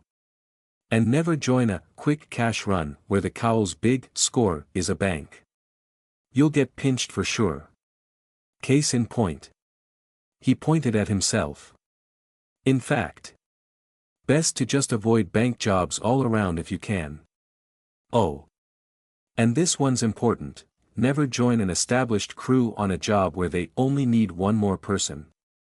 Especially if they all wear robes, that's a good way to get sacrificed. Or fed to their pet monster or whatever. Especially don't work with cowls who use pets. If their giant dog minions or whatever are as well trained as they're supposed to be. What the hell do they need you for, snacks and chew toys? That's what. Let's see. What else? Oh. Absolutely no clowns. Pebbles continued to inform us on do's and don'ts of the industry, which both Mikey and I listened to with rapt attention. Zaps chimed in once or twice with his own observations of the job. But I was a bit hesitant to trust them. Humans were on a sliding scale when it came to how reliable they could be. And I was quickly learning just how large that sliding scale actually was. Zaps was at the much lower end of that scale. Pebbles might embellish his stories. But at least there was obviously valuable info contained in them. What about vampires, I asked between anecdotes. Have you ever fought them? And if they bite you, they steal your power, declared Zaps. Suddenly. What? Aha. If they drink your blood, they get to use your power. Really, I turned to Pebbles and Mikey for confirmation. Yup, said Pebbles from the front seat, nodding his head. And if they drain you, they keep it permanently. That's why they come out during odd summer. I think. Looking to steal powers from fresh supers like you. They can all do this. How is this not a huge problem? 'Cause they're usually rare. Why do you think they locked down just because of one big nest? Calculating. New priority added to queue. This changed everything. If all the vampires had this ability, then it was possible it was biological in nature. More likely it was a species-wide trigger like with banshees and their paralyzing scream. But there was still a chance. Even if there was a slight risk of being bitten and having human.exe stolen. The ability to permanently steal others' powers was too valuable to not take that chance. And my experience with killing Sanguine led me to believe I was, or could become, immune to most blood-related abilities anyways. Now I just needed to convince them to take me along when searching for Buzzer. Wasting my time in a shelter when there was a good opportunity to acquire vampire samples would be such a lost opportunity. SNRK. Zaps made a weird sound. Then started laughing. Then Pebbles started laughing. I was a bit confused. I hadn't heard anyone say anything that might constitute a joke. Oh man. I can't believe you swallowed that, said Zaps finally. That's like the oldest gag in the book. Gag vampires can't take your power, tofu. This ain't a movie, said Pebbles, chuckling. We tell that to all the newbie sups. Didn't think we'd scare you that bad though. I wasn't scared. You're right, said Zaps. You were shaking in your boots. Should have seen the look on your face. But I'm wearing a mask. They both laughed. And even Mikey was trying to suppress a grin. I recognized his facial expression from our time hanging out with Tim. Now I knew what was going on. Ah. You are ribbing on me. No duh. A bit slow on the uptake there, aren't cha? Said Zaps. I have trouble recognizing jokes. Go easy on him, Zaps. You heard his story, said Pebbles. Yeah. That's why I hit him with the softball. I would have dodged a softball, I responded. Either way, I don't think that was a very good gag, Zaps. I didn't think so either. But you fell for it pretty handily. That's why it's bad. False info is dangerous in a combat situation. And disappointing when it could have been such a large advancement. So disappointing. Alright. I woulda illuminated your light bulb before anything happened. Here. How about you hit me back with one? UV gotta work on your jabs. Excess of slang homonyms used. Calculating. You. Want me to tell you? An insult, yeah man. Do your worst. Can we wait until after the lockdown to practice ribbing? I wouldn't want to inadvertently hurt your feelings and lower your combat efficiency more than it already is. Perfect. Now you're getting it. I was having trouble tracking Zap's conversation. But apparently I was better at ribbing than I thought I was. Because both Pebbles and Mikey began laughing. That was a relief. Since humans operated much better when emotionally stable and relaxed. And I wanted my allies in top form while this lockdown was occurring. The drive to the shelter took longer than it should have considering the short distance. Which prompted Pebbles to lean out the window and threaten other drivers. Who tried, mostly unsuccessfully, to move out of his way when they saw his mask. However, when we were only a block away, Pebbles quickly ducked back into the safety of the van. "Ah shit," he said. "I don't think she saw me. But keep your heads down." Spying out the front windows, I spotted the telltale purple glow of magenta. She was flying over our heads, accompanied by another flying super wearing a jarring red and white jumpsuit with a brown leather jacket thrown over it. Babs would not have approved. Who is that? I think that's Avon Aviator, something like that. He's from an E13. Is he dangerous? No. Minor telekinetic besides the flying. You're probably gonna see a lot of B-list capes. The heavy-duty enforcers don't normally get mobility powers, so they take a while to get anywhere. Our favorite gal in purple excluded, of course. Kinda surprised Central hasn't snapped her up yet. She's on probation. Supplied Mikey. A friend of mine heard about it. She was apparently part of a gang before she triggered. Huh. No shit, always wondered why she was stuck out here in the boonies. So how many heroes are going to come? I asked. I think they're heading in the same direction we are, said Mikey, who had been tracking the flyer's progress. Indeed. The two heroes turned down the same street that most of the traffic was heading. Pebbles didn't say anything more. And didn't stick his head out the window to hurry other drivers.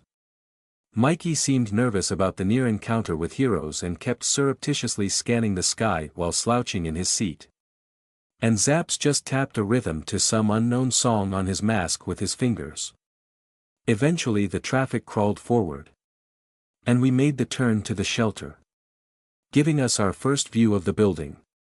It was built to match the surrounding buildings, tall, blocky, and without much decoration. But the windows had metal shutters. And the ground floor was obviously reinforced and looked like it could withstand the rest of the building collapsing on it. Which was a good thing, considering the upper levels were on fire. Police were directing traffic away from the building, from which gouts of smoke and fire were pouring from the windows. Which I thought was impressive considering most Fortress City buildings were built to be fireproof. While we watched, a flaming figure crashed out of a window only to be intercepted by Magenta before they hit the ground. If they were lucky, Mutavis would activate before they expired. Strangely, two non-flaming figures soon followed out of the same window, only to be intercepted by the red and white dressed hero who arrested their fall with telekinesis. But then lowered them towards other capes waiting on the ground who opened fire. I assumed these were the vampires. But they didn't look at all like the ones from Mikey's movies. In fact, it was rather hard to distinguish them from regular humanoid mutants. Maybe the heroes identified them by the lack of armbands. Hey Pebbles, yes Tofu, I would like more information on vampires now. You and me both. After the rather spectacular devastation at the shelter, we decided to stick together. It was unclear what exactly happened. But it was likely that the vampires had infiltrated the shelter somehow, and inadvertently caused a trigger event or some other such accident. Pebbles assured me that this kind of overt action during the daytime was completely outside of their normal behavior. And as such, splitting up was no longer a safe option. Not if the vampires were acting en masse and erratically. Since then, we had been following Pebbles' original plan of driving around and hoping to hear Buzzer over the radio. I was helping by listening for the distinctive whine that vampires made. I hadn't encountered vampires before, but Mikey helpfully pulled up a sound file from the internet for me to memorize. It didn't sound like anything from the horror movies Mikey sometimes made me watch. And when I pointed out that incongruence, I was quickly informed by everyone in the van that vampires were, in fact, not related to the vampires in movies. They were only named after them due to similarities in diet and behavior. So why are they swarming during the daytime? I asked the group. Why else odd summer? Some jagoff probably triggered a control power or something, replied Pebbles from the driver's seat. Hey! If they have a master power, that makes them the master vampire, said Zaps. Hilarious, replied Pebbles. grumpily. We hadn't had much success in finding Buzzer so far. And Pebbles didn't seem to be taking it well. He had taken to grumbling under his breath at any driver who slowed him down even a little. And his hectic yet effective driving style was now just hectic. Obviously his emotional distress was affecting his performance. But now that I had gone through sensitivity training, I knew what to do. I patted Pebbles' shoulder twice. Gently. This gesture was similar to the workplace allowable gesture of tapping someone's shoulder twice to get their attention. But used the whole hand. Supposedly this would convey that I was emotionally invested in Pebbles' well-being. There. Pebbles. We'll find him. A possible lie, of course. I didn't know Buzzer's current status. He was most likely dead. But lying about it would hopefully help improve Pebbles' performance until the lockdown was over. As long as Pebbles lived now, he could recover emotionally eventually. Oh, get off. Of course we are, said Pebbles, slapping my hand away exasperatedly.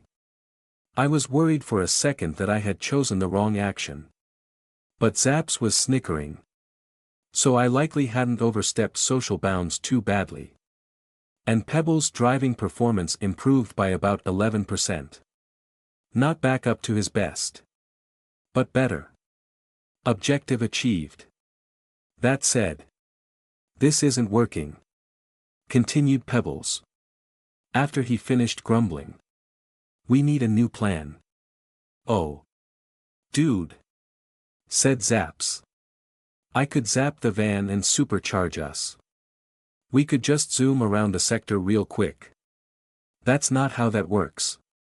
You sure, considering you blew up the engine the last time you tried it? Pretty sure.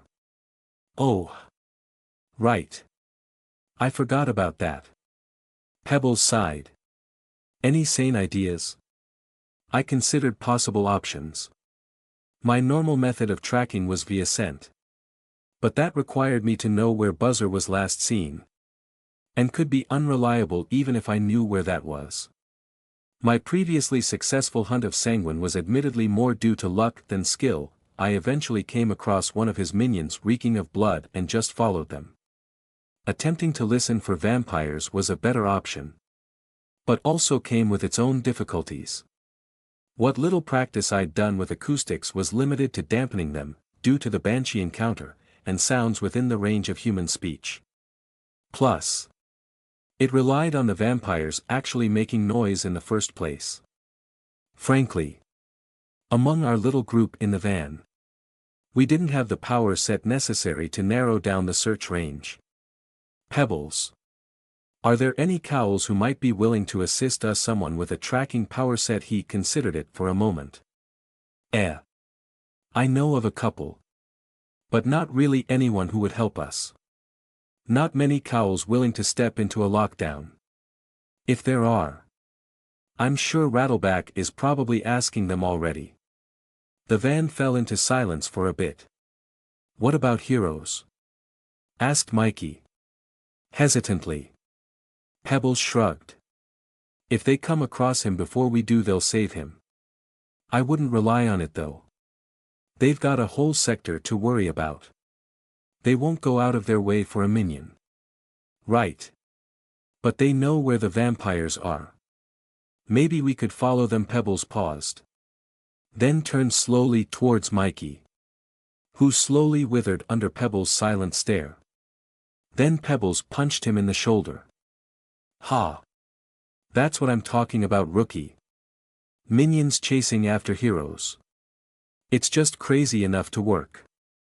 Pebbles hit the gas and swerved around the car in front of us, pressing Mikey into his seat, and sending Zaps bouncing around the floor. Several drivers honked their car horns in anger at the maneuver. I was pleased to see that Pebbles' driving was back to normal. Traffic lessened as time went by. Likely due to people filtering towards shelter once the lockdown was announced. It made finding a police car easy. And we followed it until we encountered a hero on a reinforced motorcycle. It was Ferosa. her metallic skin and clothing making her look like a part of the bike. Pebbles followed her to a police cordon outside an apartment building, being sure to drive well back. Now I could definitely hear vampires. And Pebbles set to circling the area. All four of us tried to listen for Buzzer, switching channels on our helmets just in case Buzzer hadn't set his to openly broadcast. Unfortunately, we heard nothing. I offered to sneak into the building and look, but Pebbles said it wasn't worth the risk if we didn't know for sure. Instead, we decided to follow a police car that drove away from the scene with its siren wailing. We didn't find Buzzer at the next site. Or the next. But to my surprise, at the fourth site outside another apartment building, our helmet radios crackled to life. God, I need coffee. And a donut. Kingdom for a donut. Buzzer, dark in here, someone turn the lights on. No, wait. Don't. Buzzer, Buzzer. Can you hear me? Can he not hear Metri talking to him, guys? We all tried to get Buzzer's attention. But it seemed he really couldn't hear any of us. Can we send him a text instruction? I asked. Imp sent me one when I was lost. Right. Someone call Rattleback and tell him to send Buzzer a ping. Heck. Tell him to ping us all. Make sure this is working. Mikey did so. And soon we all received texts from our masks. But Buzzer didn't react to it from what we could hear. Rattleback confirmed that Buzzer's mask didn't send back a confirmation ping. Bah! Said Pebbles. We'll do this the old-fashioned way.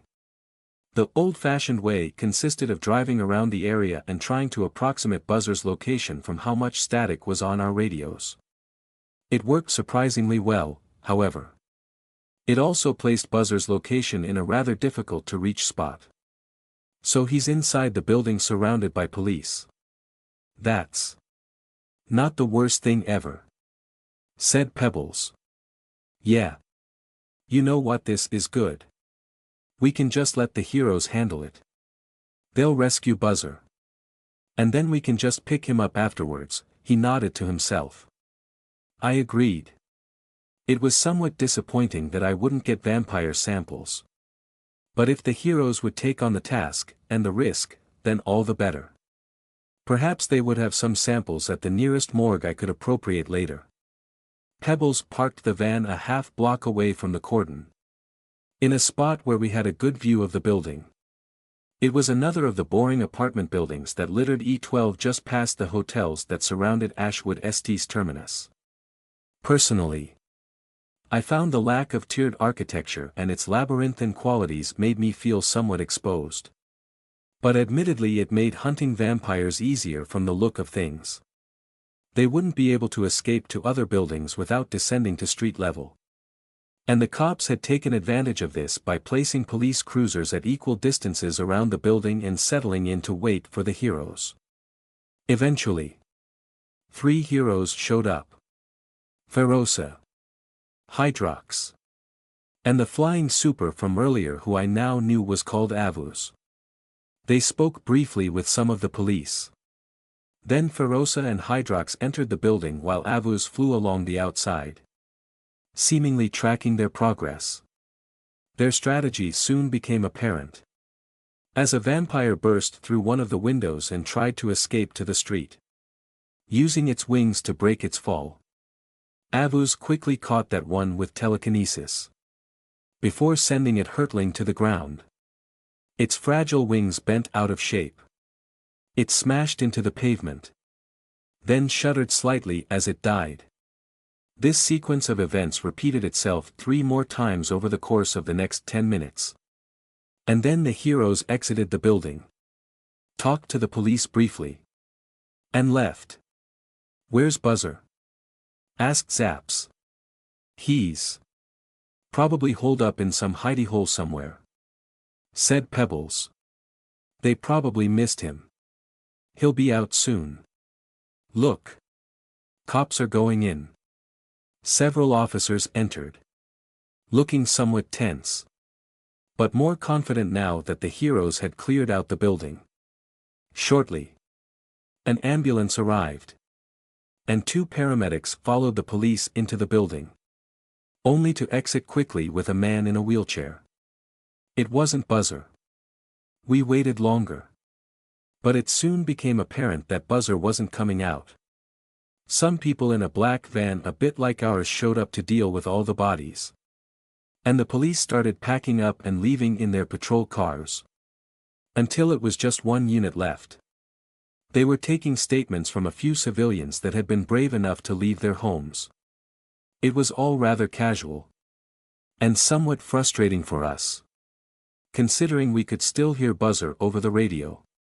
"If I get out, gonna buy a whole evening with Amber. She's nice. Pebbles, I'm going to go get him. Zaps. You're with me. Tofu. Mikey. Stay with the van. If you think you see trouble, circle around the block away from it. Pebbles. I can find Buzzer." I offered. "I need you to stick with Mikey. 1 power per group." "Yes. But I can track Buzzer. So it would be better for Zaps to stay.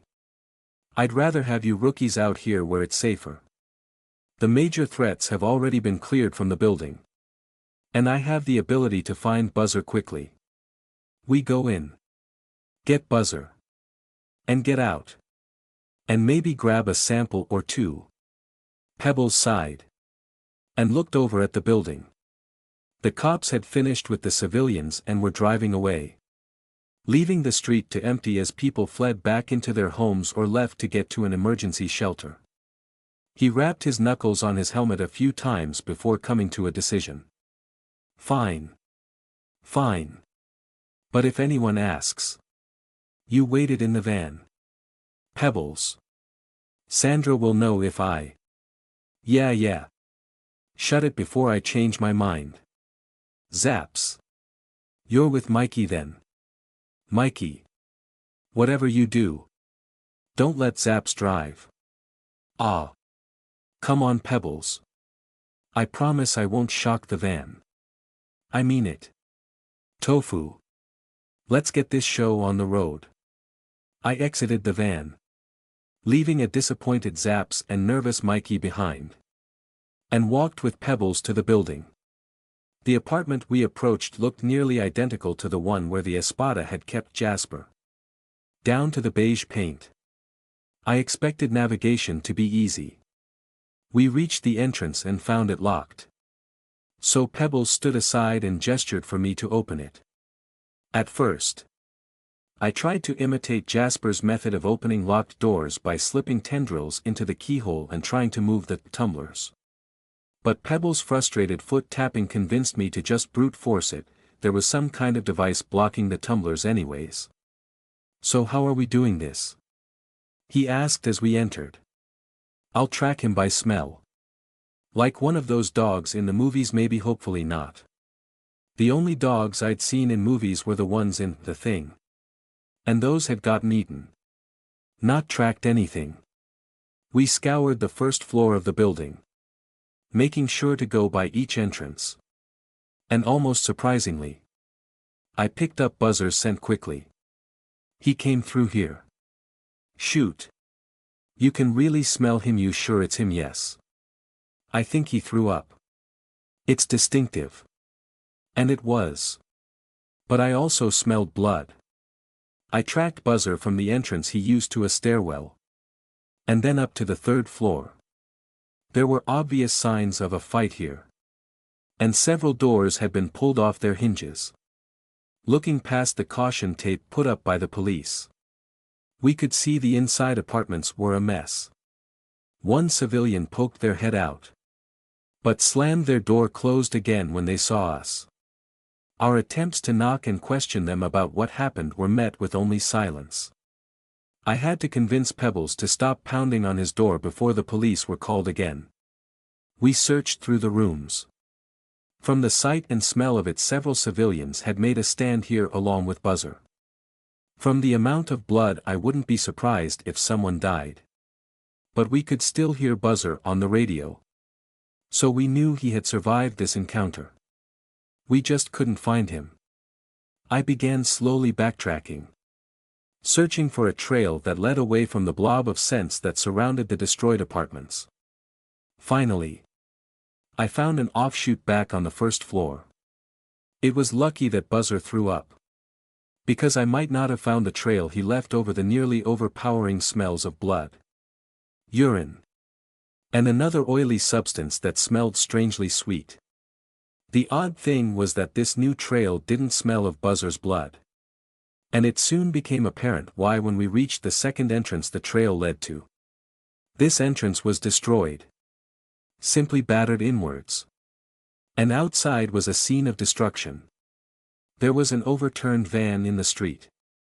And the building across the road had nearly all of its windows broken. We quickly retreated back into the building before one of the multiple cops still in the area could see us. We've been going backwards. What Buzzer's scent is weaker here than where we found the trail. And it lacked the smell of his blood. Buzzer must have gotten injured in the fight. Although I didn't want to tell Pebbles that considering his mood. He must have entered here. Tried to barricade himself. Then fled out the other entrance when the barricade failed. Makes sense, I guess. If he came out here he'd be with the C's. Come on. Let's go back. We backtracked through the building to where I originally found the scent. It led outside the building. And I found that all of the scents I picked up in the apartments were detectable out on the street. The trail went along distinctly until it abruptly stopped along an empty section of sidewalk. It stops here. What? But there's nothing. Ah shit. The trail led to a manhole cover. We better move quickly. Smells disappear fast down there.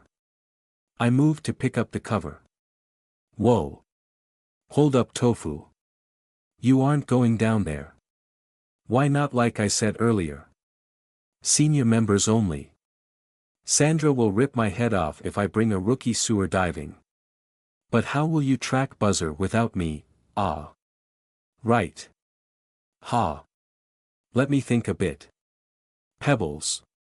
Are you alright? You are hesitating more than usual. Can I help in some way? Geez. The kid is worrying about me. He sighed to himself. I'm fine, Tofu. I'm just a bit on edge. Usually Buzzer is the one to handle the details. Ah. Then should I present my analysis of the situation, PFT? Sure. Hit me with it. Buzzer is likely in the sewer. It's possible that he hid there of his own volition. But it is more likely that he and other civilians were kidnapped by the vampires to be used as rations.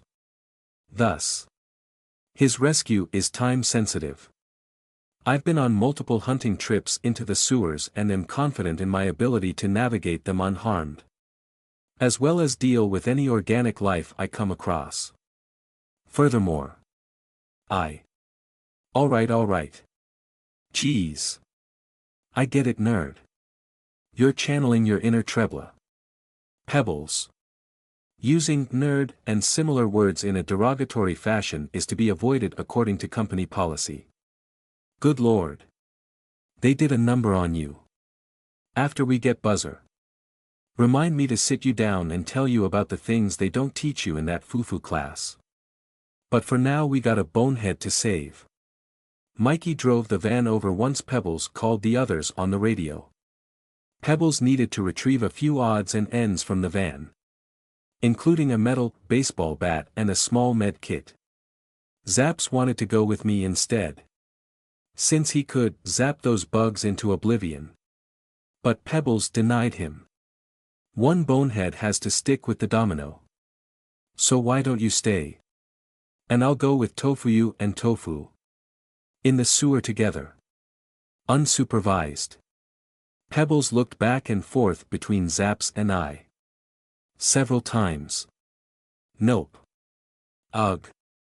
Come on. I want a turn. Zaps complained. Careful what you wish for, Zaps. Pebbles responded.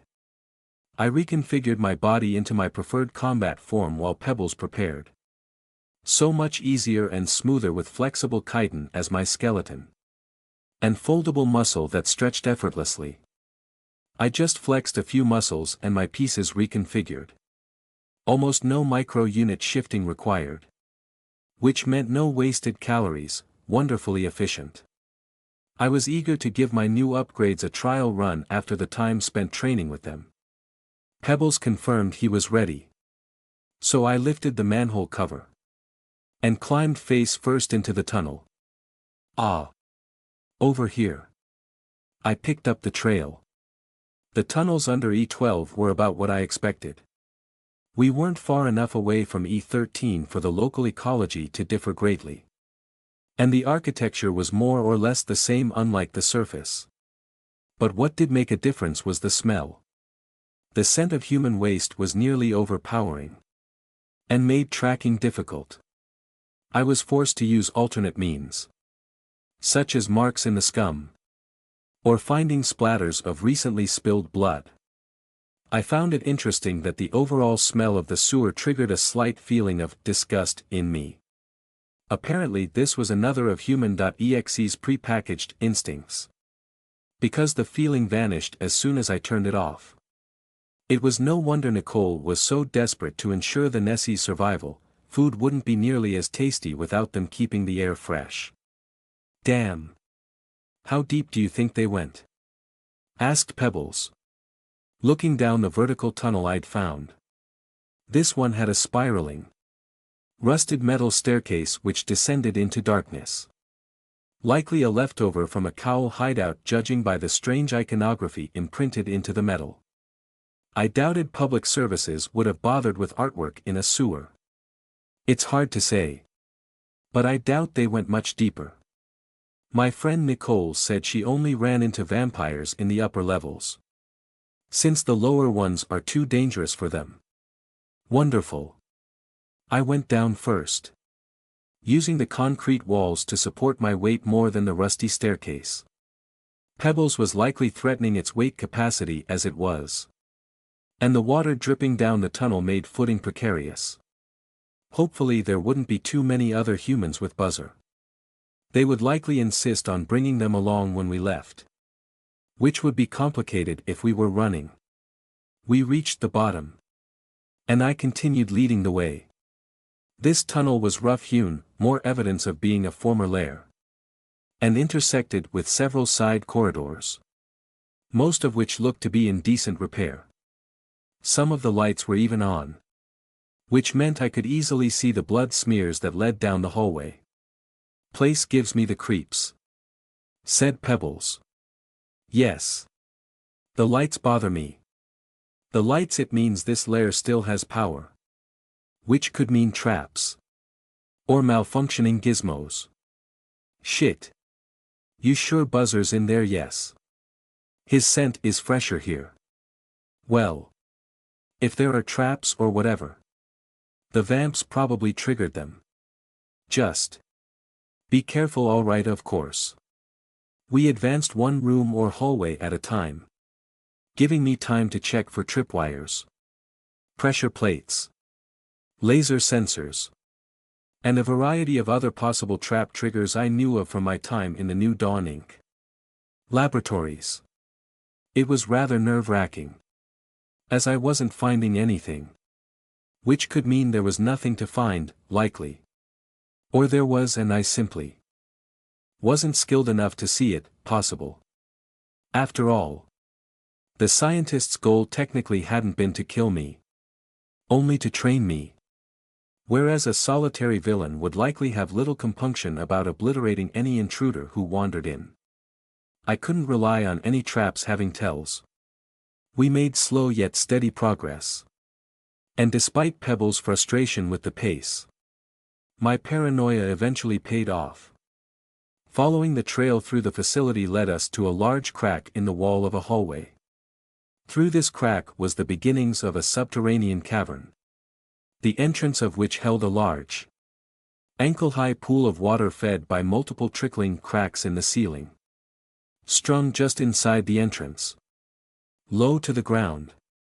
Was a tripwire. There's a trap here. Give me a moment. Pebbles stepped back. And I started to analyze the trap. The wire itself was simply anchored to both sides of the crevice with innocuous screws, placed deep enough that they would hold when someone tripped on the wire. The intended victim would then fall forward into the pool of water, which was electrified by an exposed cable under the water. There were no sparks or sounds to indicate the trap, so it was easy to picture someone stumbling over the wire in the low lighting and falling into the electrified pool. Thankfully, the eye modification I received from Nicole identified the danger easily. It was odd. Pebbles. Are vampires smart enough to make mechanical traps? They can barely figure out door knobs. They're more likely to knock a door down than turn the handle. Then there may be a master who triggered. Like you suggested. This trap isn't part of the lair. It was made recently. And the trail leads right to it. Can you disarm it? No. The pool of water is electrified by that cable. We'll need to find another way through. Think you could carry us over it? I won't attempt it, Pebbles. The ceiling is cracked and crumbling. And there's no guarantee we won't be attacked partway. It would be better to bypass the trap. Well. Hold up. Maybe we can turn it off. If this place has power. Whoever built it needed to steal from the grid. Let's try to find a circuit breaker or something. We backtracked through the lair, looking for anything that looked like a fuse box. I simply scanned for anything highlighted in a purple chroma. We found a likely gizmo. And its maker. In what looked like a workshop. Oof. Looks like we found the owner. Guess the vamps found him first, said Pebbles. Behind the main workbench was a mummified corpse, crumbling apart from age. I was more concerned with the buzzing box attached to the wall. It had lights and switches. And what looked like a glass bulb filled with electrical discharges. It glowed purple even without my eye modifications. The gizmo was obviously what we were looking for. But it didn't look safe to touch. I was starting to regret not bringing zaps. Would this be the fuse box we're looking for? Pebbles looks about right. This place has all the hallmarks of lonely tinker dude. Thing about working with machines is you need power. So you steal it or find a workaround. 9 times out of 10. You'll find a gizmo like this sucking power off the grid and boosting it or storing it or whatever. I'm kinda impressed it's still working, to be honest. Normally these things fizzle out when their maker dies. Might need to come collect it later on. So how do we turn it off? Oh, you just. We went over the buttons and switches together, trying to combine Pebbles' experience with Cowles and my lessons with Nicole to come to an answer. It was difficult, as there were a multitude of switches, buttons, and levers, but no labels. Eventually, though, we settled on 2 likely options. It's either the big red button, or the giant circuit switch wrapped in hazard colors, or one of the many other options. Nah. This. One of these has gotta be it. And the big red button is probably a self-destruct, so. You know. It's probably the big-ass switch. I edged away from the device. I'm kidding, Tofu. Oh. So you're going to try the switch? Seems like the best option. Hey. You regenerate, right? I am not touching it. Kidding. I'm kidding. Mostly. Right. No time like the present. Maybe we should get zaps. No time for that. Here goes nothing. He grabbed the handle of the switch, practically a lever, and slammed it down. Personally, I would have just lowered it gently. Either way, it seemed the switch wasn't the correct option, as the gizmo didn't turn off. Instead, it started to hum louder. Ha! Well, I guess it was the button then. He pressed the button. Nothing happened. Except for the electrical buzzing continuing to get louder. Well. Heh. I mean, why would you make the power switch some big clunky thing, right? Gotta be one of these smaller ones. Maybe this one? Nope. How about? Huh. Pebbles. This doesn't seem safe. I know. It's gotta be one of these though. He said. As he began flipping all of the smaller switches. None of them seemed to be the off switch. Or in fact. Do anything at all. The gizmo just kept making noise that sounded suspiciously like power building up. I recognized the sound from some of the devices in the garage back at the HH base, and a few action movies. Pebbles kept flipping as many switches and pressing as many buttons as he could. But nothing stopped what sounded like a soon-to-be meltdown. I'd witnessed one in person once. While passing through Socket's garage. A small Gizmotech battery had melted through an engine block before exploding like a small grenade. A small battery. Pebbles. Yeah. I know. Time for plan B. He started running out of the room. I beat him out the door. We ran down the hallway. The menacing hum of the gizmo following behind us. What lights were working were flickering on and off. And I could hear the tinkling of glass cases coming from one of the side rooms. The vibrations coming through the walls from the workroom rattling the brittle glass until it cracked. The worst part was the staircase we used to enter the lair, it was being vibrated along with the walls. And the entire metal structure had broken loose from its moorings and was banging against the sides of the tunnel.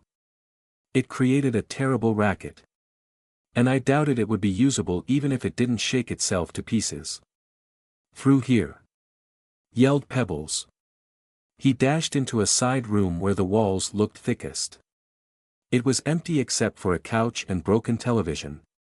And I took Pebbles' cue to huddle with him in an empty corner not facing the entrance. It seemed he expected the likely explosion and fireball from the gizmo to perhaps follow us down the hallways. An unsettling prospect. As an explosion capable of going all the way through the facility would likely be strong enough to just collapse it. Considering how badly the walls were vibrating. That might still be a risk. Even if nothing exploded. Pebbles assumed a fetal position while protecting his head. And cursing. I started making a few internal modifications, mainly padding and reinforcing the area around my core, in case I needed to burrow my way free afterwards. Briefly. I considered trying to shield Pebbles from falling debris. But decided against it. He was tough enough to survive some falling rocks. And if he wasn't, I could use his corpse as a fuel source to help dig my way free. Just make the damn device. No bells and whistles. But no, griped Pebbles. The rumbling continued. Glass started to pop all over the facility from the vibrations. Damn circuit-crossed egghead tinkers can't make a damn doorbell without adding in a damned launch code. The metal staircase was screeching as it rattled itself apart like a malfunctioning blender. Goddamn summer trash tinkers and their goddamn. The electrical buzzing whine rose to a fever pitch throughout the lair. Bang kerchunk. And then all the lights went out at once. Soon followed by the lessening of the vibrations. Which faded to nothing after several seconds. And then silence. Mostly. Buzzer damn well better be alive. Stupid vamps. Stupid C's. Stupid Trebla. Pebbles was muttering to himself. Still in the fetal position. Pebbles, are you alright, MHMO? Yeah. I'm totally fine. In one piece and everything. Not psychologically scarred at all. Told you the switch turned the power off. I don't think. Anyways. Better get moving. Hopefully that cut the power to the trap. Pebbles nonchalantly grabbed his baseball bat and medical bag from where he dropped them. Took a moment to adjust the settings on his helmet, likely since it was pitch black now. And headed out the door. I followed. Stopping only long enough to assess the damage to our only exit. The stairs were trashed. And would in no way help our egress when we were done. I made a note that I would likely have to carry both Pebbles and Buzzer later. We returned back to the trapped pool. Which I instantly noted was no longer electrified. Turning off the gizmo had worked. Crap. Is it still electrified? Asked Pebbles. I hear buzzing. That's not the pool. Then. Oh. Vampires. I could hear their buzzing whine coming from past the pool of water. It sounded like a lot of them. Pebbles let out a slow breath. That sounds like a lot of them. You sure you're up for this? Probably our last chance to turn around. Yes. This scenario is what I expected. Ugh. Do me a favor and don't mention scenarios. If I never see another of Trebla's pamphlets it'll be too soon.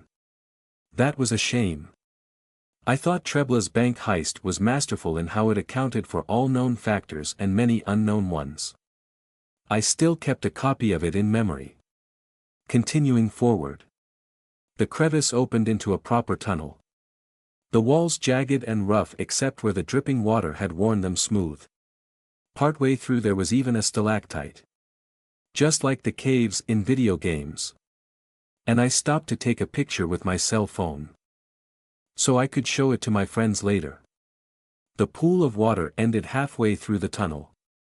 A lip of stone rose from the floor just enough to keep it contained. And the runoff traveled down a groove along the floor of the tunnel. Which sloped gently downwards. Pebbles and I followed the water down. Until the tunnel opened into a much wider chamber with a low ceiling. This area showed signs of being carved, claw marks covered many of the surfaces. But mostly the floor. Artificial grooves guided the trickle of water along the sides of the chamber. Funneling into several shallow troughs dug along the edges. Inside the water were eggs. Can you see them? Asked Pebbles. It sounds like there's hundreds. It's the acoustics. The room is modified to amplify them. Then where is it coming from? It looks like there are other tunnels intersecting here. I count 3 more. But the walls are irregular. There might be more. We nearly made it to the center of the room, the perfect spot for an ambush, before I detected the first vampire. I whipped my right hand up to the low ceiling where it was hiding. And sank traction claws into its carapace. Immediately it went into a frenzy. Attempting to lash out at me. But being attached to the ceiling it didn't have the angle it needed. It let go of the rock in an attempt to fall on me. But I just used its momentum and my handhold to smash it into the stone floor head first. Killing it instantly. Jesus! Cried Pebbles. Not expecting the sudden movement. 3 more shapes dropped from the ceiling ahead of us and charged. The first one just ran at me with its arms wide. Attempting to grapple me and let its allies flank. But I kicked out with my leg and swept its feet. Surprised by my extendable reach. The vampire wasn't prepared for the kick and fell sideways when my foot shattered its knee. I stomped to break its neck. Then kicked the corpse at the second vampire approaching on my right. Knocking it to the ground. The third vampire was intercepted by Pebbles. Who swung his bat at it before it could reach me. It reacted quickly. Stopping and jumping away from the swing unharmed. Having correctly estimated the range of Pebbles' weapon. They started circling. And looked fairly even as they traded feints. So I spat one of my metal slugs at the vampire. It hit the side of its hip and unexpectedly cracked through the chitin. Destroying the vampire's mobility. Pebbles took advantage and got a good hit that knocked it over. Before beginning a one-sided beatdown.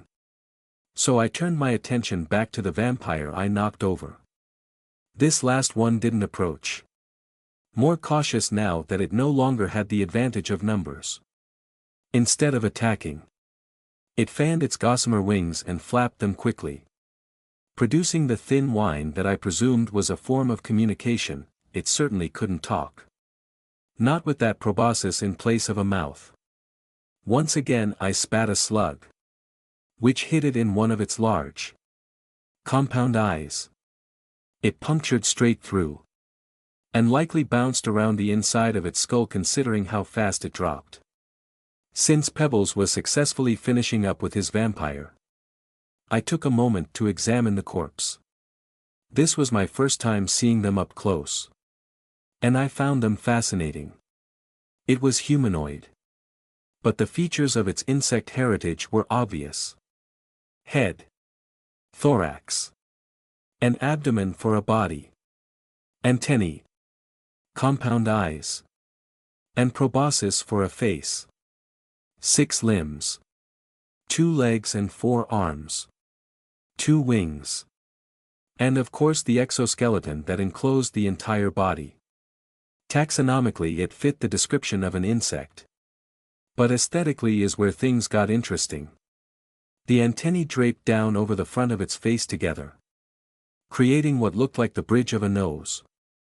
Its compound eyes were ovals on the sides of its face, but curved around to the front to create a semblance of human binocular vision.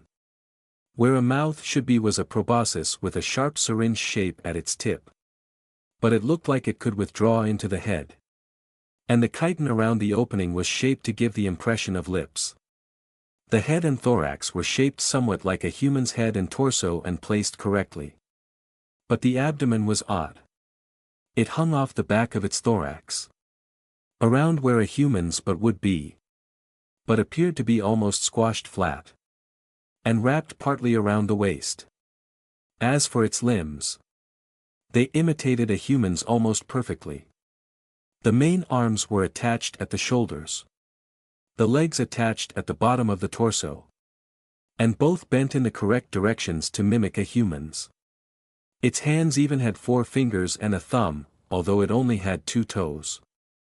The 2 extra arms seemed almost vestigial, perhaps used only for fine manipulation, and were held close to its chest. The hands curved to give the vague impression of female mammary glands. Finally, its wings were too small to sustain flight.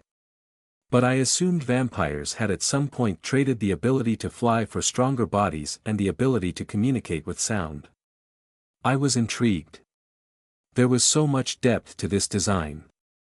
Combat capable, but every piece designed to give the impression of a human female. I could easily picture humans being tricked into thinking it was a woman in the dim lighting of E13's alleys and side streets. Which was in line with what I knew of its hunting patterns. Heck! When I picked up the corpse and held it in a standing position, the wings and abdomen draped around it in a way that looked a little like a dress. A small, underdressed mutant woman out alone would be an irresistible target for many a fortress city's criminal elements. For a variety of reasons. A perfect lure for an ambush predator. This was an organism whose sole purpose was to hunt humans. Most organisms I'd come across weren't adverse to eating human. But this one was designed to do nothing but. The species had elevated itself from the tiny parasitic mosquito it once was. And now was a full-on predator of the human species. Using mimicry and deceit to prey upon them. I had to admire it. I stabbed a tendril into its side to begin harvesting biological samples. Interestingly, the inside was all organs and liquid. I was expecting at least a muscular structure like with Nicole. But it was completely exoskeletal. Impressive that it could move the human-like hands and limbs with fluid pressure alone. I estimated its overall strength at perhaps 1.5. Maybe twice the strength of an average human of the same size. The fluid itself was. It tasted like tofu. Please don't eat that. What? I wasn't. I quickly dropped the corpse. 'Cause that'd be super creepy. It's a far cry from an octopus. I was just examining it. 4 weaknesses. Although I guess it would kinda be poetic justice if you did. Just stop eating food off the floor, rookie. I don't know what they taught you in that lab of yours. But this is a sewer. You don't know where that's been. Alright. Pebbles just shook his head. Then pointed to the tunnels ahead with his bat. Let's get a move on before more of those things show up. You still got that trail? Yes. Lead the way then. I followed Buzzer's trail down one of the new tunnels. The scent was thin. But there had been other victims with Buzzer. And the scent of their blood was growing stronger over the smell of oily sweetness, which turned out to be the smell of vampire blood. The tunnel we were in widened a bit. And had multiple stalactites hanging from the ceiling. But I also heard a steady vampire whine somewhere further down. So I didn't risk stopping for a picture. The sound the vampire was giving off was odd. As it didn't vary in tone. Instead just continuing on and on without stopping. There is a vampire somewhere ahead. It's doing something strange. Well, let's kill it and hurry. Buzzer's coming in loud and clear on the radio. So he has to be close. I moved a bit ahead of Pebbles. Stalking the noise from the vampire. The consistent sound allowed me to track it despite the cacophonous echoes. And I quickly zeroed in on a rock outcropping that hid the source of the noise. Then I heard Buzzer. Feels like they're closing in on me. Can't really tell. My radio wasn't on. The sound of his voice was coming from where the vampire was. Which immediately put me on alert. Another trap. Buzzer had been mumbling into his radio the entire time we'd been tracking him. And Pebbles had been monitoring it. Could the vampires be using him as bait or the master controlling them? But how would they have known we'd come for Buzzer? Maybe they expected to catch a hero with this trick that would be in line with a villain expecting heroes to pursue. Buzzer! Exclaimed Pebbles. Having heard his friend's voice. He moved to walk past me. But I put out my arm to stop him. It might be a trap. I hear a vampire with him. Apparently I picked the wrong thing to say.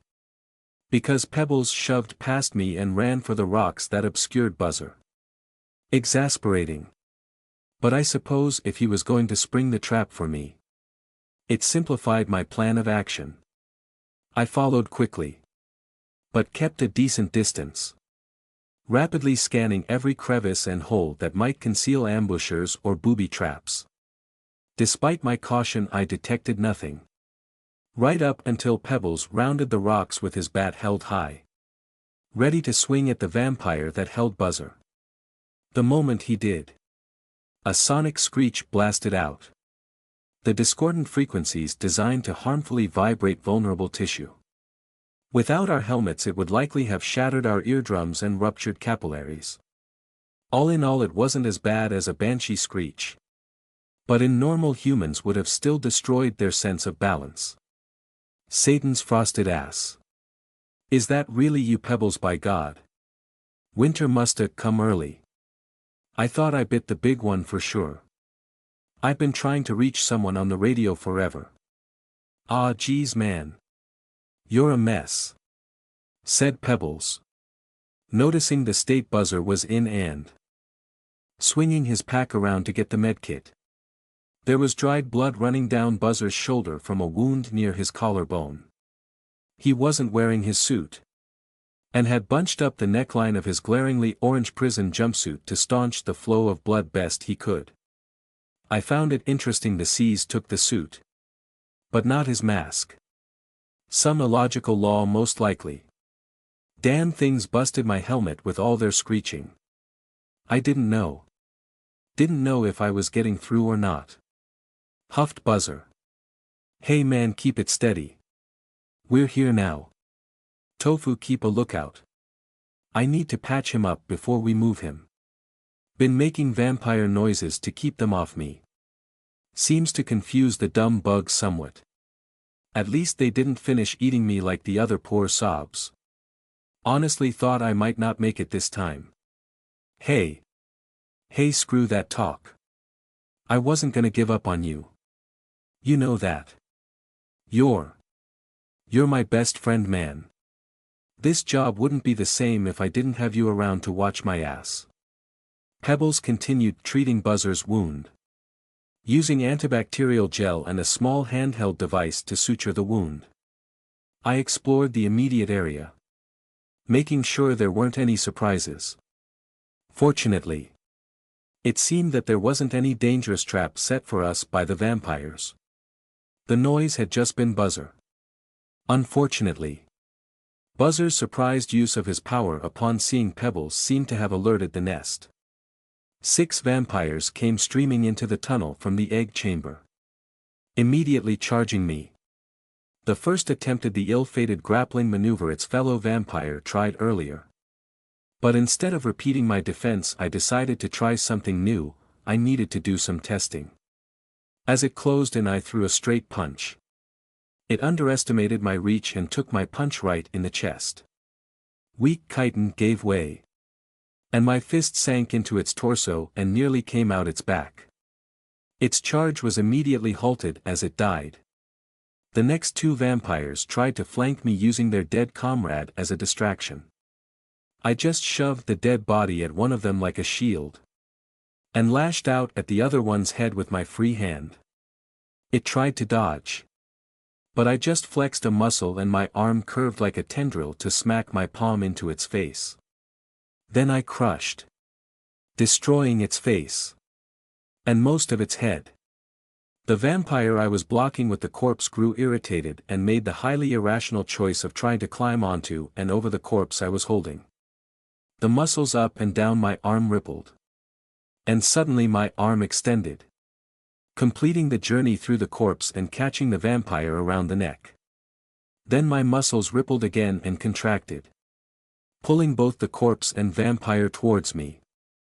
I lifted both bodies up over my head, then brought the entire ensemble down on top of the next charging vampire, crushing it. It didn't kill it, but the head of the vampire I was holding by the neck popped off. Unable to take the strain, the final 2 vampires halted and backed away, justifiably cautious as 4 of their number were suddenly dead or dying. Both began making the whine with their wings, likely calling more vampires. But I ignored them. If I thought they could swarm me to death, I would never have come down here. Rats. Espada minions. Stitched monsters. I've been dealing with swarms near constantly since my escape. And it was time to put my countermeasures to the test. I turned my attention to the crumpled vampire in front of me. A quick stab through its eye with a knife destroyed its brain, killing it. And then I tore a few holes in its carapace to get at the insides. After a quick check to make sure Pebbles and Buzzer were still behind the rocks, I opened the jaw plate of my mask and began to eat. Technically it wasn't necessary to eat like this, I could just absorb what I needed with micro-units. But the vampires were smarter than Pebbles gave them credit for. And I wanted them to understand exactly where I stood in relation to them. Initial analysis of vampire combat abilities complete. All risk factors within acceptable parameters. Assigning vampires new designation, prey.